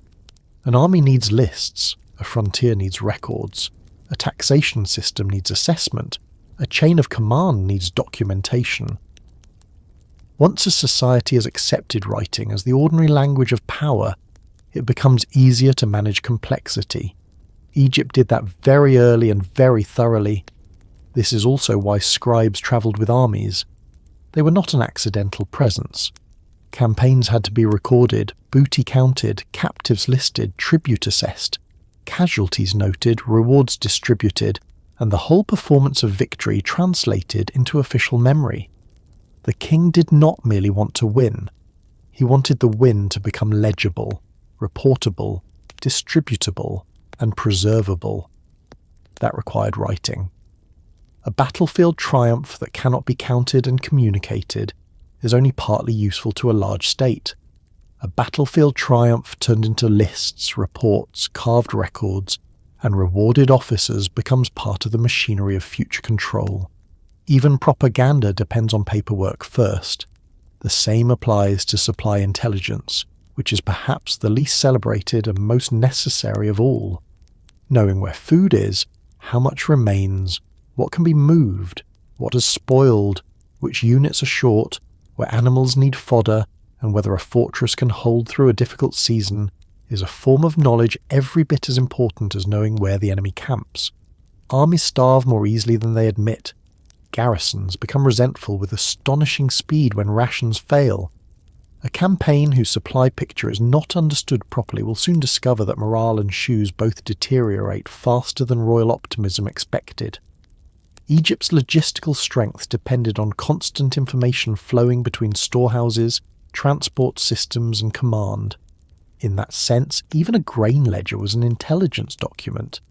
There is a human side to all of this that matters too. Information systems are not only about documents, they're about people trusted enough to move news honestly through a hierarchy that may punish unpleasant truths. That is not easy in any monarchy. Courtiers like to please, officers like to look competent. Local administrators like to avoid blame. The danger is obvious. A ruler surrounded only by reassuring messages is being quietly disarmed. Strong kings and strong states usually find ways to hear more than one voice. Egypt's use of scouts, envoys, multiple levels of administration, and distributed reporting helped reduce the risk that the centre would be wholly trapped inside its own self-admiration. Not eliminate it, certainly. No ancient court was ever free from that temptation. But reduce it enough to function. One can also see intelligence at work in the ordinary maintenance of empire. Egypt's rulers did not simply want conquered peoples to remain conquered by force alone. They wanted early warning of unrest, signs of disloyalty, opportunities for pressure, and leverage over local elites. That meant paying attention to hostages, marriages, tribute, communications, and shifting local politics. It meant watching the watchers. It meant knowing which local ruler needed reassurance, which needed intimidation, and which needed replacing. These are not the tasks of an army alone. They belong to a kingdom whose eyes and ears extend beyond the immediate battlefield into the entire political environment around it. And when that system worked well, it made Egypt feel far larger than the number of soldiers present in any one place. A kingdom with good intelligence can appear almost anticipatory. It seems to know before it is told, to respond before trouble finishes gathering, to place forces where they matter, to repair weak points before enemies fully exploit them. That impression becomes a form of power in itself. Subjects believe the state is aware. Rivals suspect they are seen. Frontier groups become less confident that surprise will remain theirs for long. Even allies behave differently when they think the great kingdom notices more than it says. None of this is accidental. It emerges when a civilization combines bureaucracy, geography, communication routes, trained writers, local officials, military patrols, and the political habit of recording. Egypt had that combination. The Nile helped move messages. Fortresses collected observations. Scouts extended vision. Scribes preserved and organised what was learned. The king and his court received more than noise. They received, at their best, structured knowledge. That knowledge could be wrong, delayed, distorted, or manipulated, because human systems never stop being human. But even imperfect intelligence is often better than strength used in darkness. This is one reason the phrase, "eyes and ears of the kingdom," fits so well. Egypt's victories were not born from muscle alone. They were prepared by attention. Someone saw the route. Someone counted the grain. Someone noted the delayed tribute. Someone observed a foreign envoy's tone. Someone in a frontier post recognized that the movement near the road was not ordinary. Someone wrote it down. Someone sent it onward. Someone compared it to earlier signs. And because of all that quiet work, the more visible instruments of Egyptian power could arrive not as blind force, but as directed force. Once a kingdom has that kind of awareness, it gains another advantage that is almost as valuable as seeing enemies. It can begin to shape how those enemies feel. Knowledge tells you where to strike, but reputation tells others what to expect when you do. A civilization that watches carefully, responds quickly, and records its victories does not merely defeat opponents. It teaches them lessons. It builds an atmosphere. It convinces neighbours, subjects, traders, and rivals that Egypt is not just strong, but strong in a way that lingers in the mind long after the troops are gone. And that is where another weapon begins to matter. One made not of bronze or wood or papyrus, but of fear, memory, and display. There is an old military habit of admiring the weapon in the soldier's hand while forgetting the wealth that put it there. People see the bronze blade, the bow, the chariot, the shield, the horse, the fortress wall, and they think that is where power begins. But power rarely begins there. It begins much earlier, in the counting house, in the storehouse, in the treasury, in the tribute convoy, in the field, in the mine, in the royal estate, in the temple holdings, in the quiet transfer of value from one part of the state to another. Ancient Egypt understood this as well as any kingdom of the ancient world. It knew that war was expensive long before later empires made expense look even more inventive. Soldiers had to be fed, weapons had to be made, horses had to be kept, chariots had to be built and repaired, fortresses had to be supplied, officers had to be rewarded, allies had to be impressed, foreign rulers had to be managed. Campaigns had to be launched, sustained, and ideally survived without bankrupting the kingdom in the process.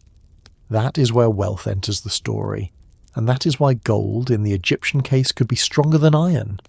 Not stronger in the sense that a gold sword would somehow outperform an iron one, which would be a very poor experiment and a costly lesson. Stronger in the sense that wealth lets a state keep fighting when others are already tired, already short, already bargaining from weakness, already discovering that bravery is much less useful once the supply train has vanished, and the troops are wondering whether anyone in the capital remembers they exist. Egypt's strength did not come only from winning battles. It came from being able to support the machinery of power over time. That required wealth on a scale, and in forms that made the whole system durable. Gold is the easiest symbol of that wealth because Egypt became famous for it, and because foreign courts noticed it, desired it, requested it, complained about it, and measured Egypt's greatness partly through its access to it. But the deeper point is broader than gold alone. Wealth meant stored grain, livestock, land, tribute, trade, labour, mined resources, temple holdings, manufactured goods, and the royal ability to redirect all of it toward political and military ends. This matters because wars are not usually lost when the first charge fails. They're often lost later, when the kingdom behind the charge begins to strain. One campaign becomes two. One frontier crisis overlaps with another. Horses need replacement. Garrisons need pay or rations. Allies want gifts. Subject rulers become restless if tribute feels one-sided. Soldiers expect reward. Officers expect advancement. Temples expect their rights preserved. Bureaucrats continue to exist, which means they continue to require support. The side that can absorb these pressures without cracking acquires an advantage that is less dramatic than victory in one battle, and often more decisive in the long run. Egypt's wealth gave it that capacity. One of the clearest foundations of this wealth was, once again, the Nile. A rich agricultural core creates surplus. Surplus creates the possibility of taxation and storage. Taxation and storage create state revenue in the broad ancient sense. But Egypt also had access to resources beyond ordinary farming, and here gold mattered greatly. Nubia, in particular, became central to Egyptian ideas of wealth because of its mineral resources, especially gold. Egyptian rulers who controlled or strongly influenced Nubian regions gained access not just to prestige, but to a form of wealth that travelled well, impressed foreign courts, rewarded service, and helped anchor royal magnificence. Gold gleamed in temples and tombs, certainly, but before it gleamed, it had to be extracted, guarded, transported, counted, and assigned. It was not just decoration, it was concentrated power, and concentrated power is much easier to move than fields. That is one reason precious metals matter so much in statecraft. Grain is essential, but it is bulky and perishable. Gold is compact, durable, and easy to turn into gifts, wages, prestige objects, diplomatic leverage, and stored value. A ruler with ample gold can solve problems that a poorer ruler must solve with promises and hope, which are both cheaper and much less reliable. Egypt's reputation for gold made it formidable not only in war but in diplomacy. Foreign rulers wrote to Egyptian kings expecting gifts, marriages, luxury exchange, and proof of status. They knew Egypt was rich. That knowledge shaped their behaviour. A wealthy kingdom attracts envy, certainly, but it also attracts deference, negotiation, and alliance. Men treat the rich carefully, especially when the rich also maintain armies. This diplomatic side of wealth is worth lingering over because it reveals how money, or its ancient equivalent, becomes a military tool without ever entering the battlefield directly. A ruler who can send lavish gifts can win time. He can secure goodwill. He can reinforce alliances. He can keep vassals loyal. He can make weaker states dependent. He can display abundance so openly that rivals begin to calculate whether challenging him is worth the trouble.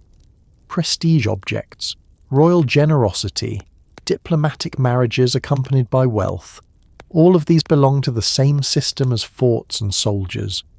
They are cheaper than constant war and often more effective. Egypt's gold helped create an atmosphere in which the kingdom appeared not only strong, but capable of rewarding obedience and partnership on a scale others could not easily match. Tribute played its part in this as well. Once Egypt expanded its influence or direct control into neighbouring regions, those regions did not matter only as buffers or trophies. They mattered as sources of continuing value. Tribute in the ancient world could include gold, silver, copper, timber, livestock, grain, luxury goods, weapons, horses, chariots, labour, captives, and all sorts of regional products that strengthened the core state. This is how victories begin paying for future victories. The army marches out, the king wins, subject rulers submit, goods flow inward, and those goods help fund further campaigns, more fortresses, more rewards, more diplomatic leverage, and more military readiness. Empire becomes self-feeding, at least while it is functioning properly. Egypt understood this pattern very well. A conquered land was not simply there to make the king feel grander, though that was never unwelcome. It was there to contribute to the strength of the centre. There is something very practical about this. A kingdom that wages war without turning victory into revenue eventually exhausts itself. Campaigns become expensive performances with no durable return. Egypt usually tried to avoid that. If Nubia brought gold and manpower, if the Levant brought tribute, timber, trade access and political leverage, then Egyptian expansion was paying material dividends. Those dividends could then be redirected. Soldiers could be rewarded with shares of plunder or promotion. Temples could be endowed. Royal building projects could be funded. New expeditions could be launched. Garrison networks could be maintained. Wealth moved through the state like blood through a body. When enough of it flowed, the kingdom looked tireless. This helps explain why ancient armies cared so much about spoils. Modern people sometimes treat plunder as a side effect of war, a regrettable but secondary habit. In the ancient world, it was often built into expectations. Troops wanted reward. Officers expected gifts, titles, or grants. The king needed to display generosity. Successful campaigns therefore had to produce not just victory in principle, but tangible outcomes. Wealth made military service meaningful. A soldier who returns from campaign with nothing but dust, bruises, and a story about how close everything felt is unlikely to become a reliable advertisement for future enthusiasm. A soldier who sees that victory leads to real rewards is easier to command next time.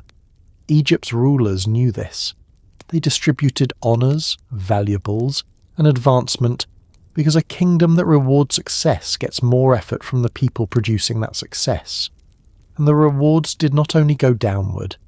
Elite loyalty also had to be purchased and maintained.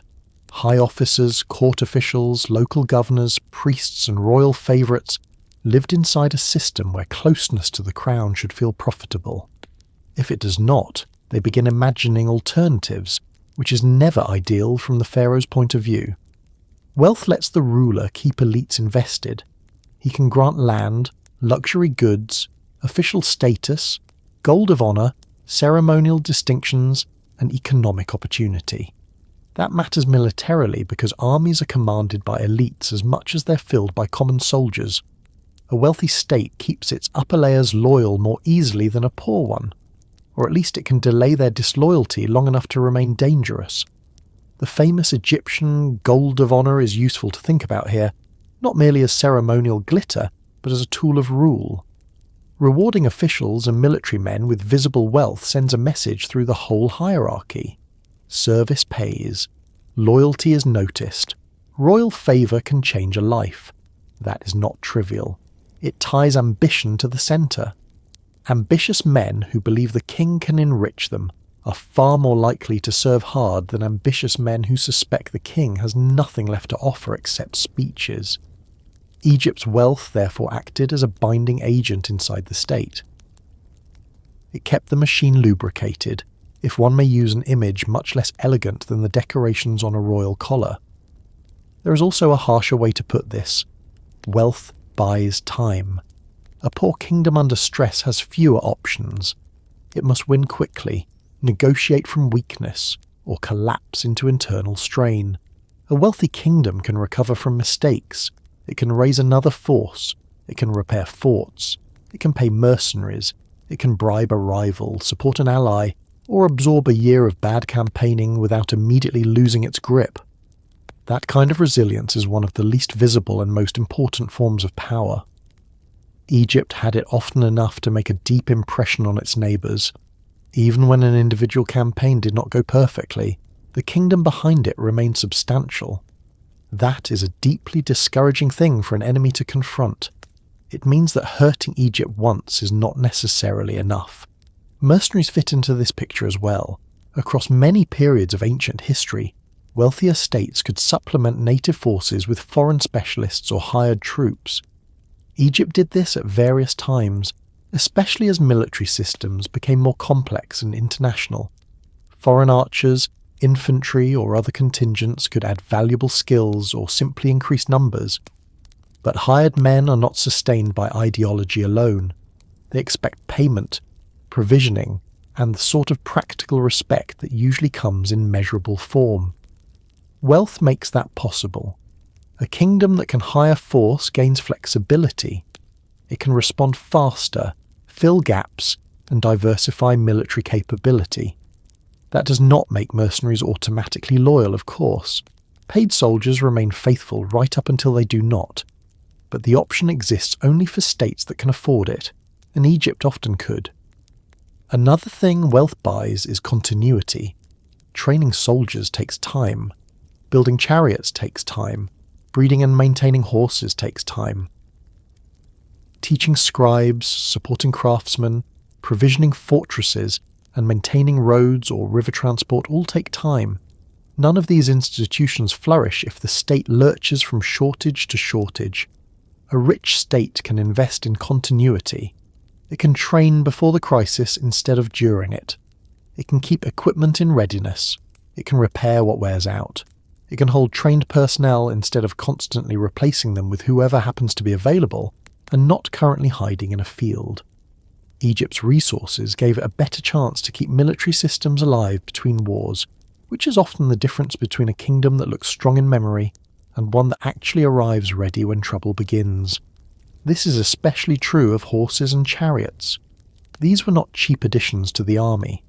They required specialized equipment, skilled labor, animal care, fodder, training grounds, drivers, archers, and maintenance. A poorer state might imitate the appearance of chariot warfare for a while, and then discover that the real cost begins after the first parade. Egypt, by contrast, had the agricultural base and resource networks to support such an arm more sustainably. The same applies to bronze weaponry, fortification maintenance, and naval transport. Wealth did not remove cost. It made cost survivable. The temple economy must also be remembered here. Temples were religious institutions, but they were also major holders of land, labour, goods, and administrative capacity. Their wealth could support the broader state directly or indirectly, depending on period and political arrangements. A strong relationship between crown and temple could strengthen royal power considerably. A strained one could create competition. But in either case, temple wealth formed part of the total economic landscape from which Egypt drew endurance. Offerings, estates, storehouses, workshops, and networks of labour all contributed to the kingdom's capacity.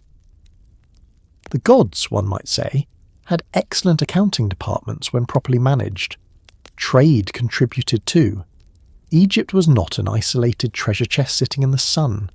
It participated in regional exchange networks that brought in cedar, oils, resins, metals, horses, and luxury goods while sending out grain, gold, linen, manufactured items, and prestige.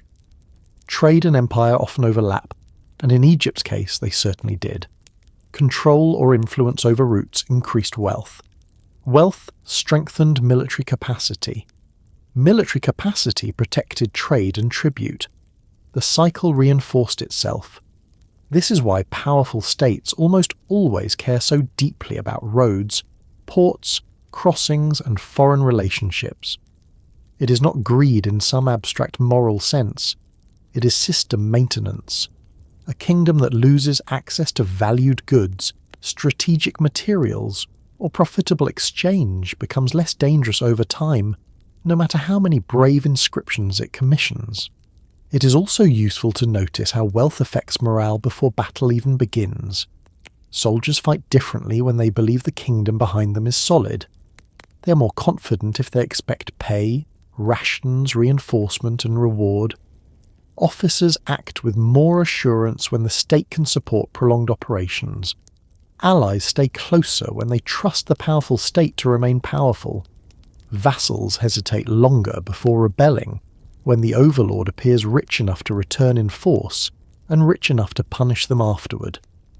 Wealth becomes a kind of invisible reserve line behind every army. The men at the front may not be thinking about treasury calculations in the moment of battle, but they feel the effects of a well-resourced state constantly. And then there is the matter of display.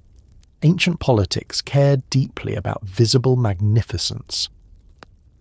A ruler who can build big, give richly, dress splendidly, endow temples, reward service, and send embassies with impressive goods, looks powerful in ways that numbers alone do not capture.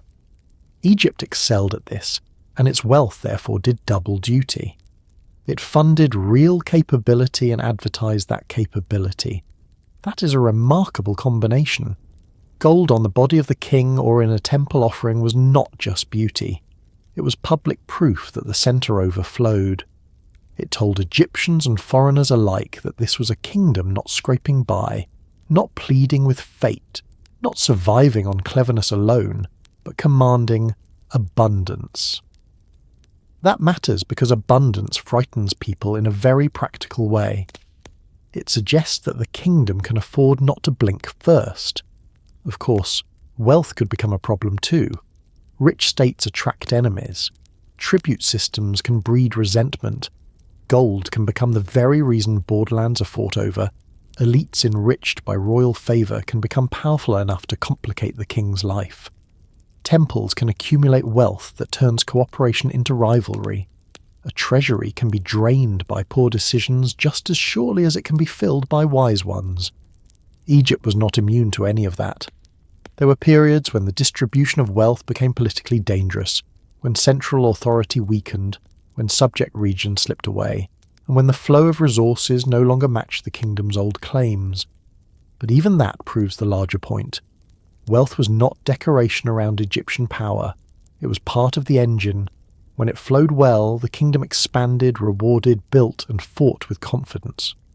When it tightened or fragmented, the strain became visible everywhere. There is a blunt truth at the bottom of all this. Armies march on food, yes, but states remain at war on wealth. A ruler may inspire men once with sacred language or personal courage. To do it again and again across years, frontiers, and changing enemies, he needs resources deep enough to carry the burden. Egypt had those resources more often and more impressively than many of its rivals. Gold from the south, tribute from subject lands, agricultural abundance from the Nile, temple wealth, trade profits, stored goods, prestige gifts, labour obligations. All of these combine to make Egypt not just strong for a moment, but capable of sustaining strength. That is why gold could be stronger than iron. Iron can arm a soldier. Wealth can arm an army, feed a garrison, buy a horse, reward an officer, calm an ally, threaten a rival, fund a campaign, survive a setback, and keep the whole machine turning while another kingdom is already pawning its confidence for one more season of war. In the end, that may be the most dangerous form of strength there is.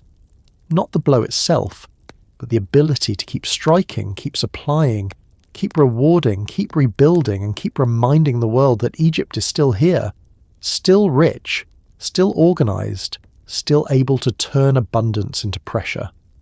And once a civilization learns how to make its power visible in that way, the wealth does something beyond finance. It begins to harden into reputation.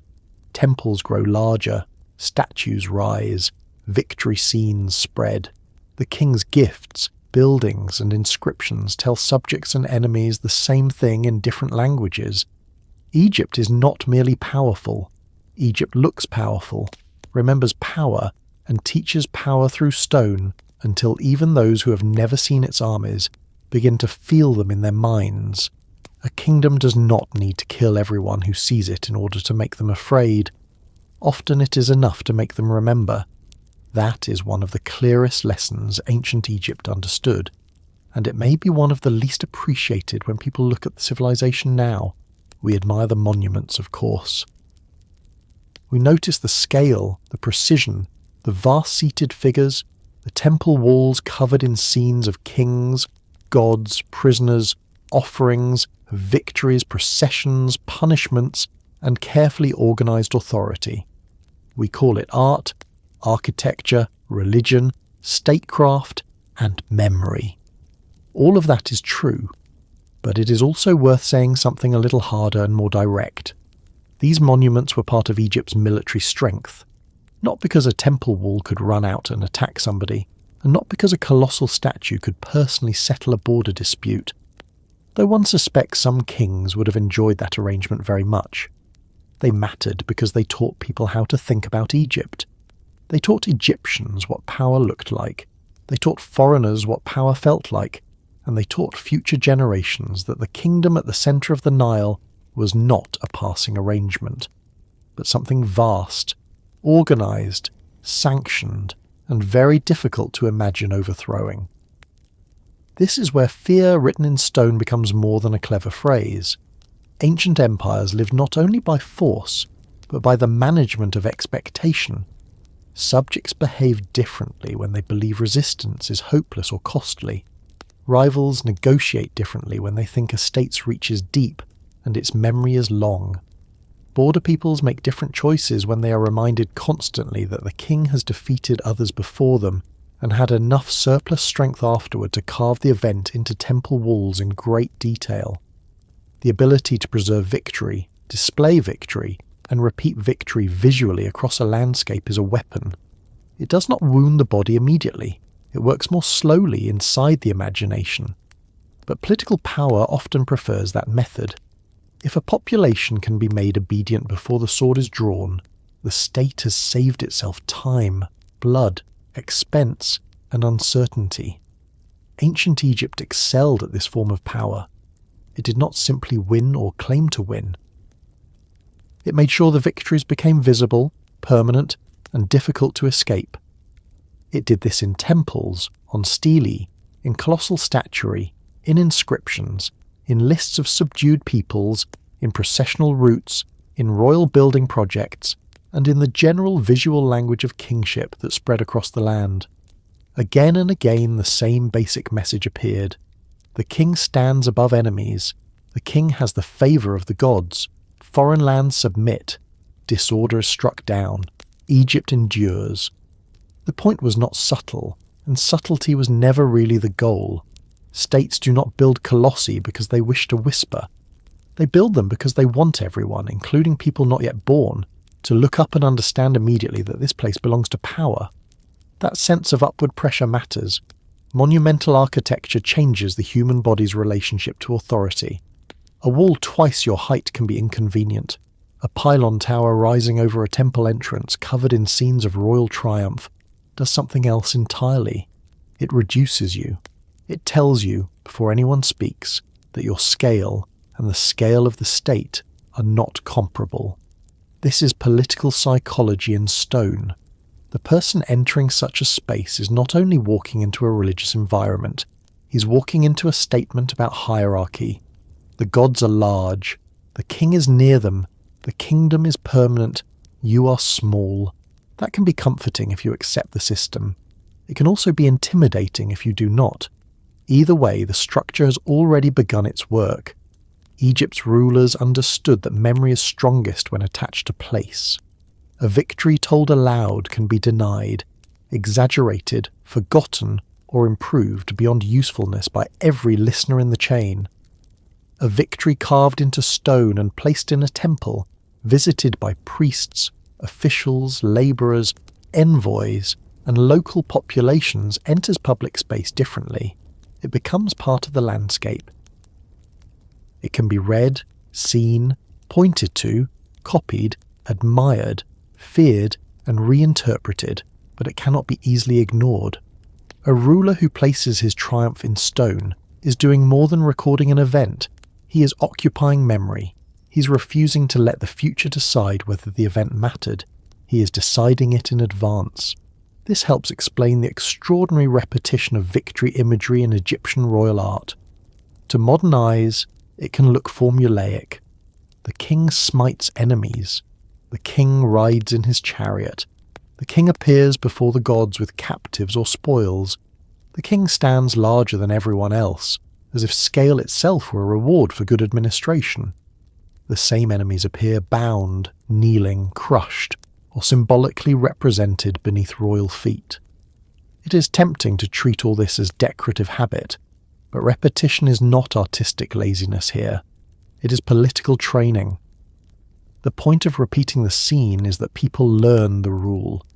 Egypt defeats, the king subdues, foreigners kneel, disorder loses. Once that message has been seen enough times, it becomes less like a specific claim and more like the normal shape of the world. That is one of the cleverest things Egypt did.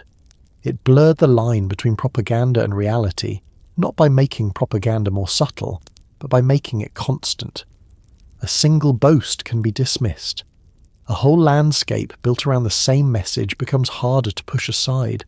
The soldier sees it, the official sees it, the priest sees it, the foreign envoy sees it, the subject people brought to labour near royal work see it, traders passing through major centres see it, children grow up seeing it. By the time a political idea is this deeply built into architecture and public imagery, it no longer depends only on argument. It lives in habit. And habit is one of the strongest forces in politics because most people do not analyse it. They simply live inside it. There is also a military dimension to monumental building that goes beyond the image carved on the wall. The building itself is proof of capacity. A state that can quarry, transport, feed, organise, carve, decorate and maintain immense stone structures is already telling the world something about its power. It is saying that its logistical system works, that its labour can be coordinated, that its leadership can command over years rather than moments, and that it possesses enough surplus not only to survive, but to commit resources to projects that will outlive those who ordered them. This is important because military intimidation is not only about battle readiness, it is also about deep reserves of organisation. A modest fort can be built by a frightened state. A colossal temple complex enlarged generation after generation by rulers eager to place themselves in a line of divine and royal continuity suggests something much harder to challenge. This is one reason Egypt's temples mattered so much politically. They were religious institutions, yes, but also theatres of state memory. A temple wall could display a campaign. A pylon could frame the king as conqueror. A court could fill with colossal statues reminding everyone that royal presence did not end with death. Reliefs could show tribute from foreign lands, queues of bound captives, lists of conquered peoples, and scenes of the ruler victorious under divine approval. Even when the details were simplified or exaggerated, the emotional message was unmistakable. Egypt wins, Egypt is favoured, Egypt remembers. That last part is especially important. A state that remembers its victories publicly is more frightening than one that only enjoys them privately. Public memory turns war into instruction. We can see this very clearly in places like Karnak, where later rulers added to a sacred and political landscape already dense with meaning. The temple complex became, among many other things, a record of royal legitimacy written across generations. Kings did not merely worship there, they inserted themselves there. They expanded, inscribed, displayed, and linked their reigns to a monumental setting that joined divine sanction to historical continuity. If a ruler could claim victory and then place that claim inside one of the greatest temple complexes in Egypt, he was not simply celebrating.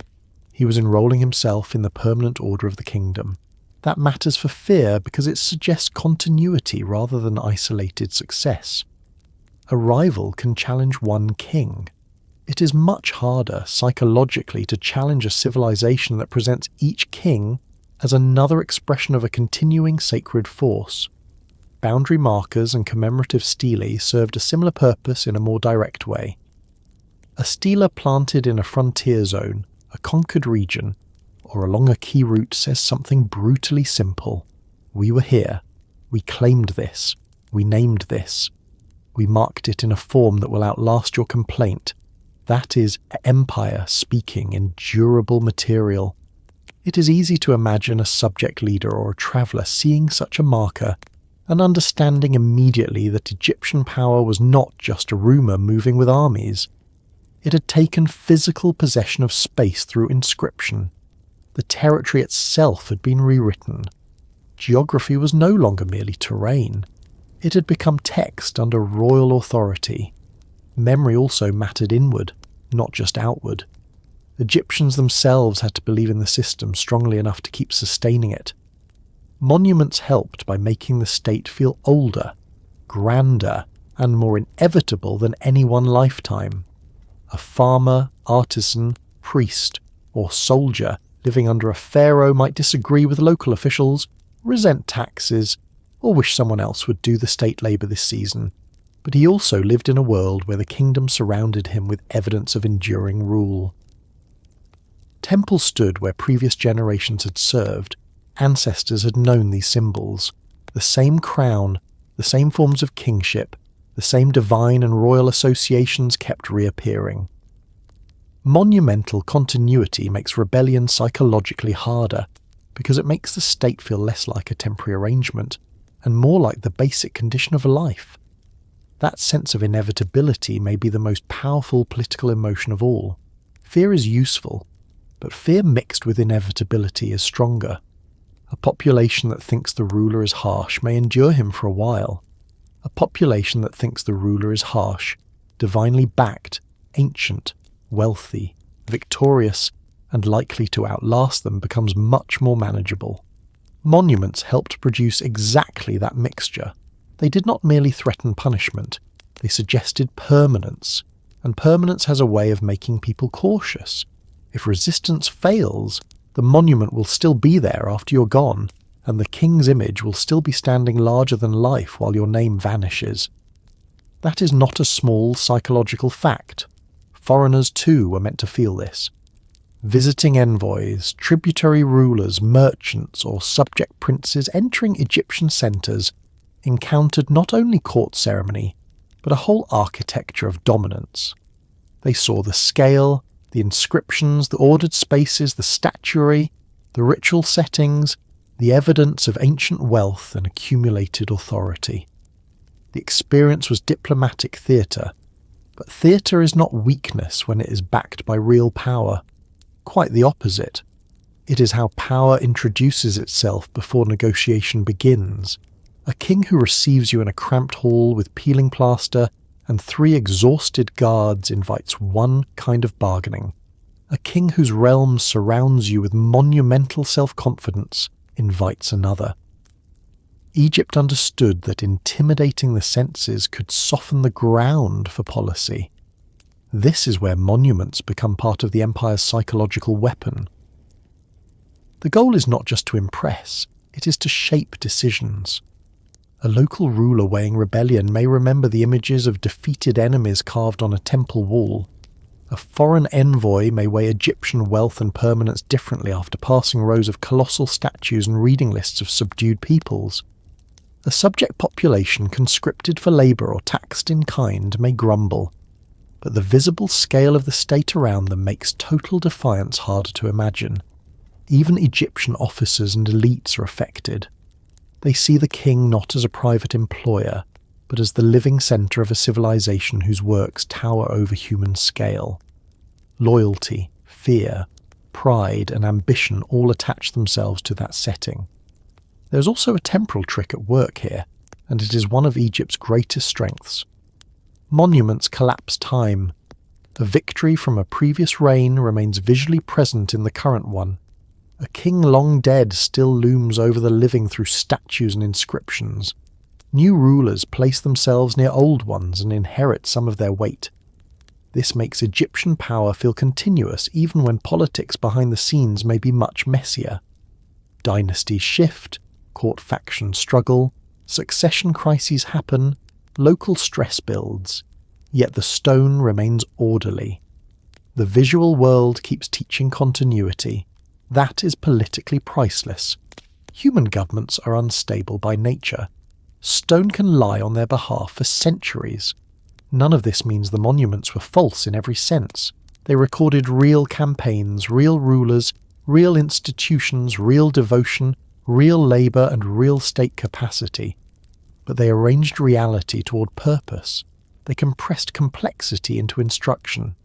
The king may not have personally smashed every enemy shown in the scenes. The battle may have been harder than the relief admits. Tribute may have been less regular than the lists suggest. Yet the visual truth the state cared about was larger than any one event. Egypt is victorious. Egypt is ordered. Egypt is backed by gods. Egypt is permanent. That message could survive inconsistencies in detail, because it was reinforced from so many directions at once.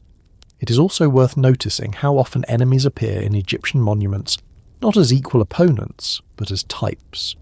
Nubians, Asiatics, Libyans, Sea Peoples, various foreign groups are shown with identifying features, clothing, hairstyles, or captured postures that make them recognizable and subordinate. This categorization has a clear political function. It teaches viewers that the outside world can be named, classified, dominated, and displayed. Foreign peoples are reduced from uncertain threats into readable categories beneath royal control. That is useful psychological work. Chaos is less frightening when it appears already sorted. The king's task then looks manageable, even natural. He stands in the centre, and the varieties of the outside world are brought into order around him.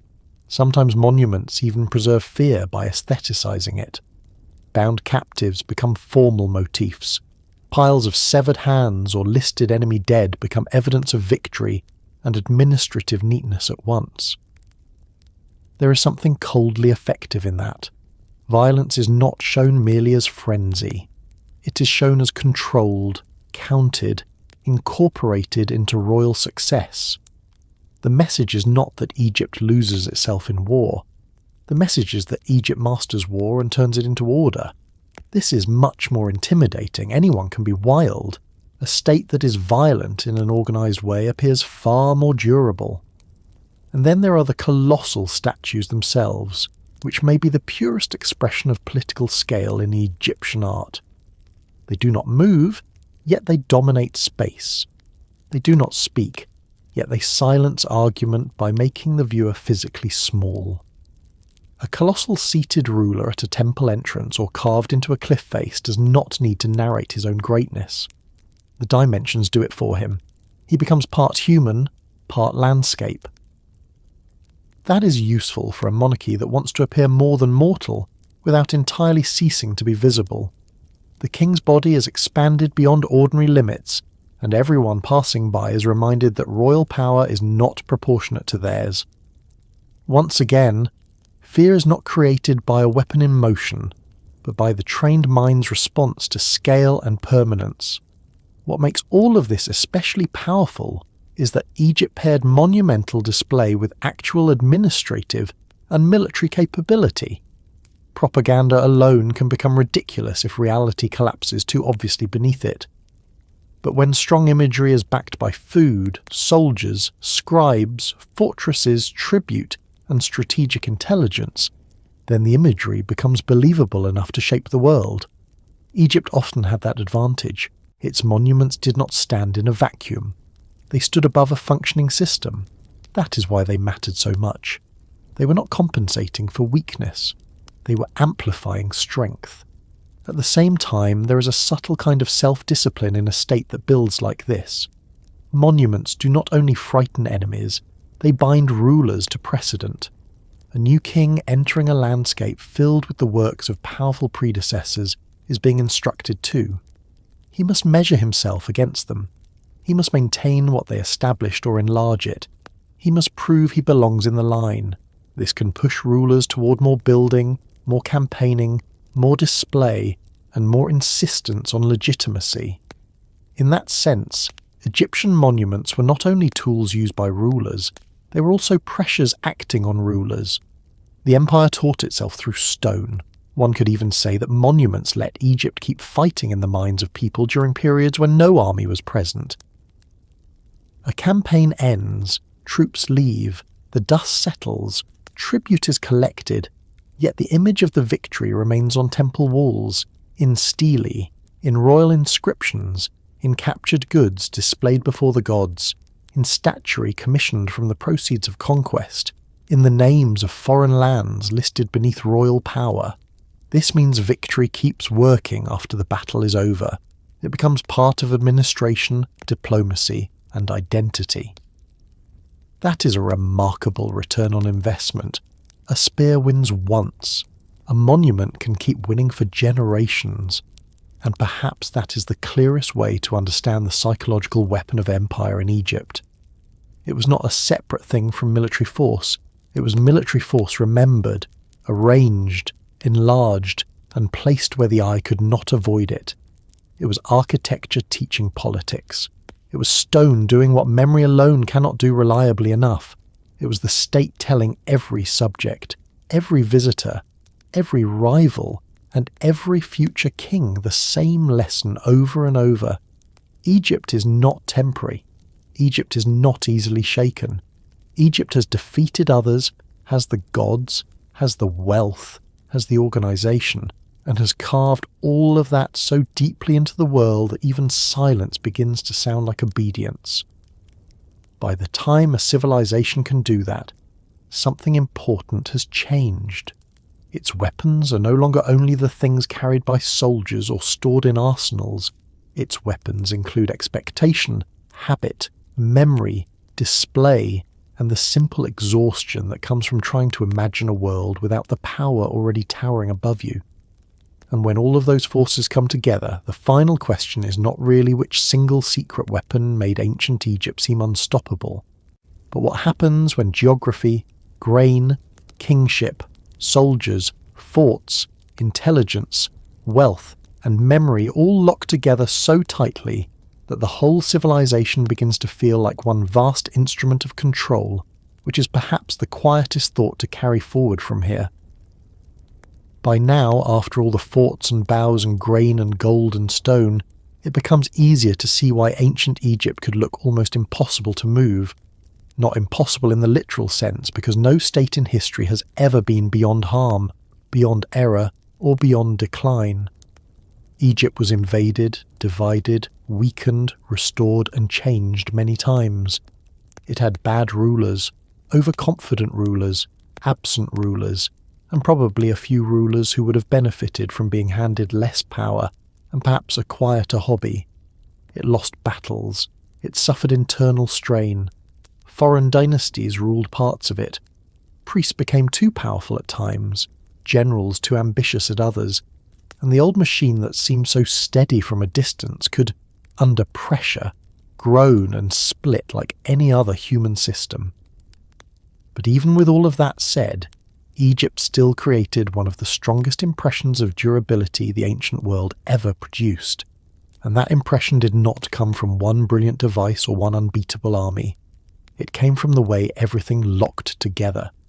That is the real quiet thought, at the centre of this whole story. Egypt did not become formidable because it found a single secret and guarded it like a jealous priest in a dark room.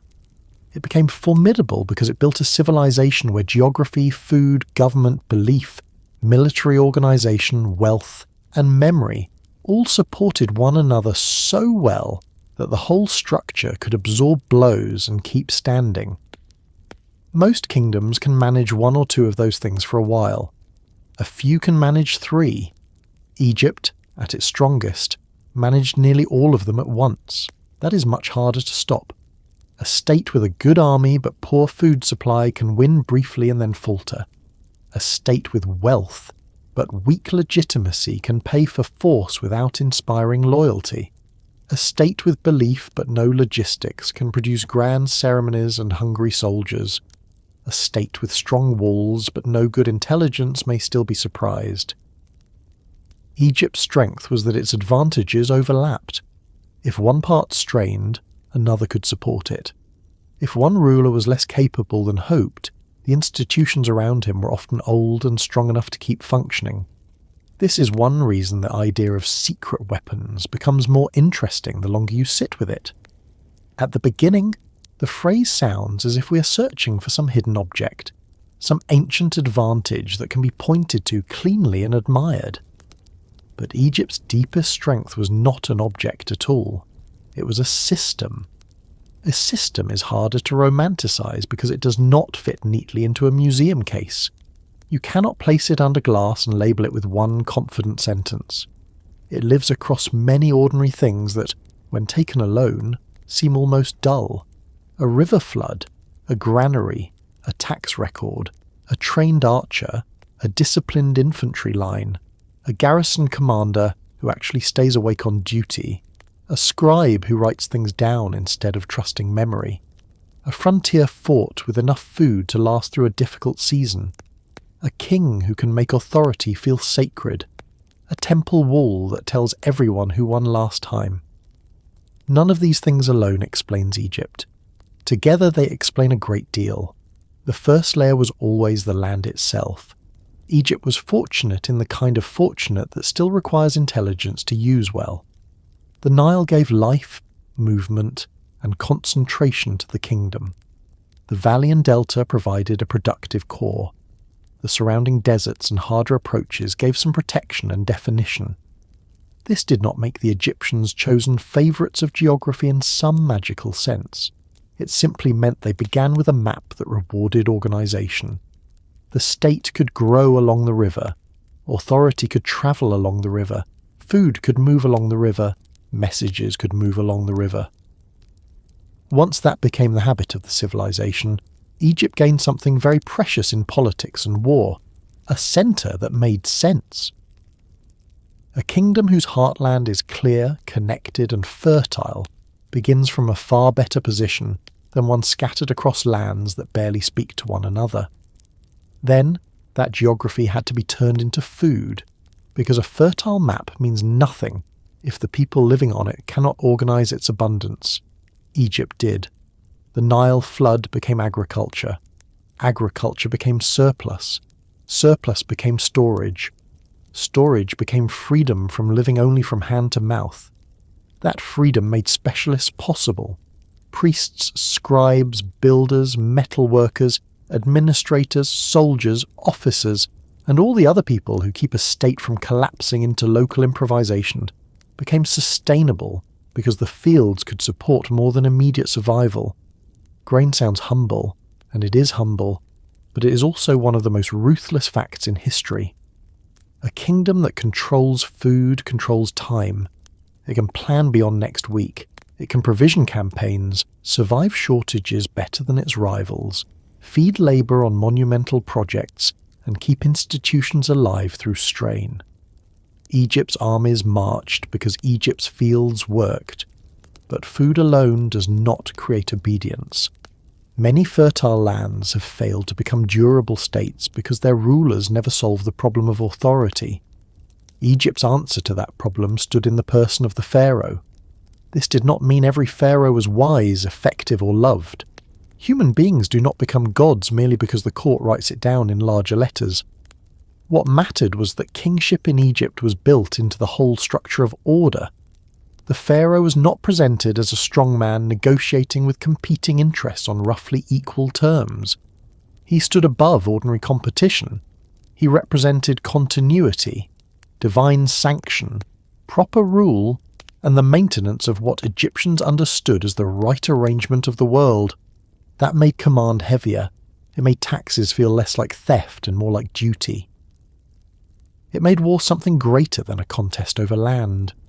The king did not merely defeat enemies, he struck disorder. Even when reality was messier, and reality was always messier, that idea carried enormous force, and once obedience had been shaped into something more stable, the army itself could become more than a mass of armed men. This is another thing that made Egypt seem unstoppable. It did not rely only on personal bravery, though no doubt bravery existed and was loudly admired when convenient. It relied on repeatable military forms. Archers could hurt an enemy before contact. Chariot teams could bring speed and motion into the fight. Infantry could hold, advance, and exploit openings. Fortresses could anchor the frontiers. Scouts and scribes could make sure force moved with some understanding of where it was going. None of this required fantasy or exaggeration. It required training, supply, and discipline. That is harder to celebrate in one dramatic sentence than a king charging forward. But it matters more. Armies win once through courage and luck all the time. They remain useful over centuries through organisation. That point deserves to be remembered very gently, because it is easy to get distracted by the more visible pieces of Egyptian power. The chariot is memorable. The composite bow is memorable. The great relief of a ruler towering above captives is memorable. The hidden backbone behind those things is what really kept them effective. Horses need fodder. Chariots need maintenance. Archers need arrows. Infantry need discipline. Fortresses need resupply. Even the most magnificent campaign turns into a disaster very quickly if someone forgets the water, the grain, or the route. Egypt looked unstoppable when it remembered the ordinary burdens behind visible power. That may be one of the most practical lessons the civilization offers. Great states are not sustained by their most glamorous features.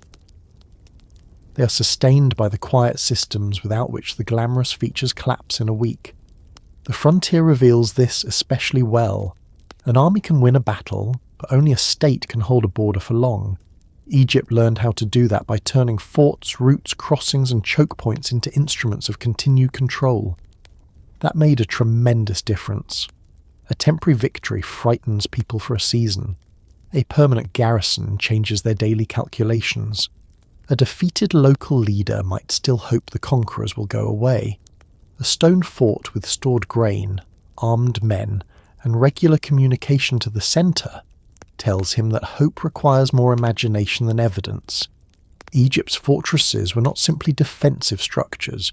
They were statements that the kingdom had placed itself physically into the landscape and intended to remain there. When a civilization can do that reliably, it starts to feel less like a passing power and more like a permanent fact.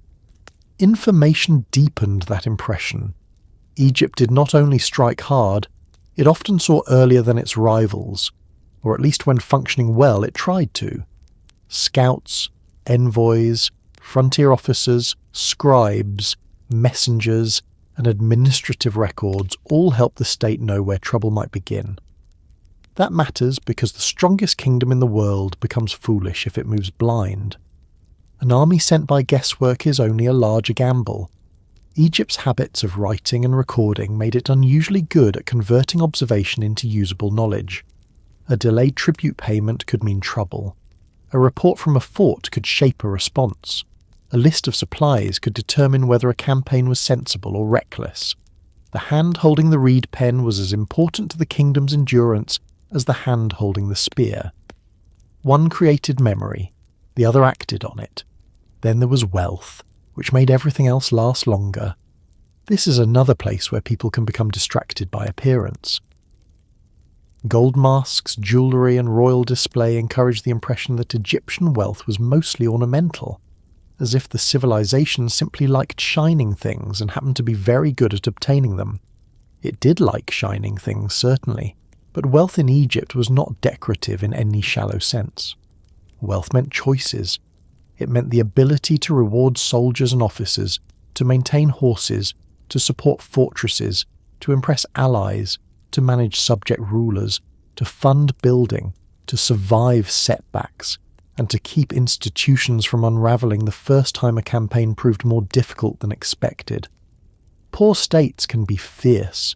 Wealthy states can be fierce repeatedly. That difference is enormous. Egypt's access to agricultural surplus, tribute, trade, labour and resources like gold gave it depth. Depth is what makes one defeat survivable and one success expandable. And perhaps most striking of all, Egypt knew how to turn all of this into memory. It did not simply have strength.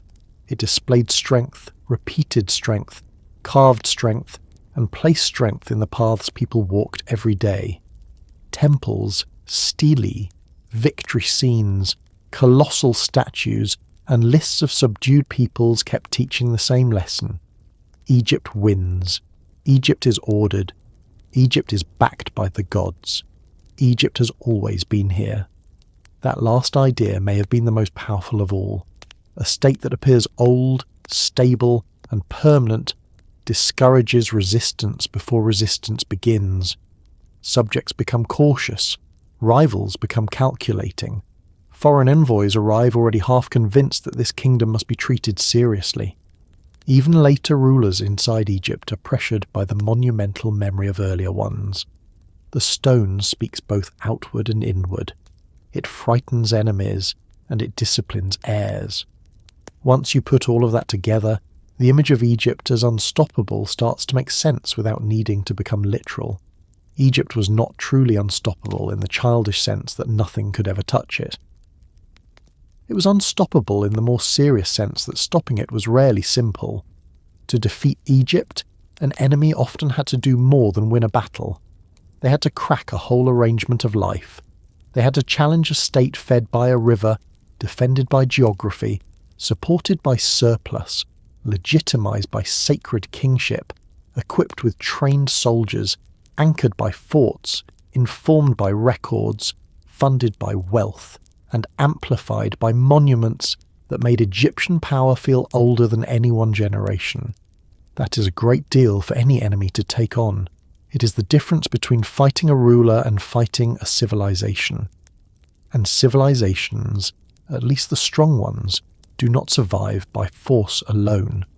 They survive by teaching force how to live inside institutions. Egypt's great success was that it taught power to settle down. It taught it where to live, how to travel, how to be remembered, how to be fed, how to be justified, how to be watched, and how to be displayed. That sounds simple when said quietly, but it is one of the rarest accomplishments in history. Many peoples can produce a burst of conquest. Much fewer can build a structure that keeps producing authority across centuries. Egypt did, and that is why the kingdom could outlast so many shocks that would have broken a looser society into fragments. There is also something human in this that makes the story even more interesting. None of these systems were automatic. Every advantage had to be maintained by real people. Farmers had to work the fields, boat crews had to move supplies, scribes had to count and record, soldiers had to endure, officers had to command, fort garrisons had to stay alert, craftsmen had to build, priests had to perform rituals that reinforced the state's view of itself. Kings had to keep proving, or at least seeming to prove, that they were worthy of the enormous weight placed on their office. Ancient Egypt was not a machine running itself. It was a civilization of human effort organised unusually well for unusually long periods. That may be the most impressive part of all.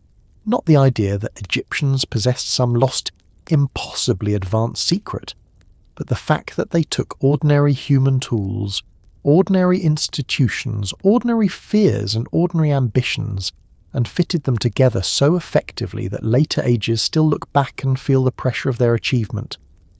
And perhaps that is why Egypt continues to hold attention so powerfully even now, not merely because it built grandly, or ruled long, or buried the wealthy in ways that still generate an entire economy of documentaries and questionable television confidence.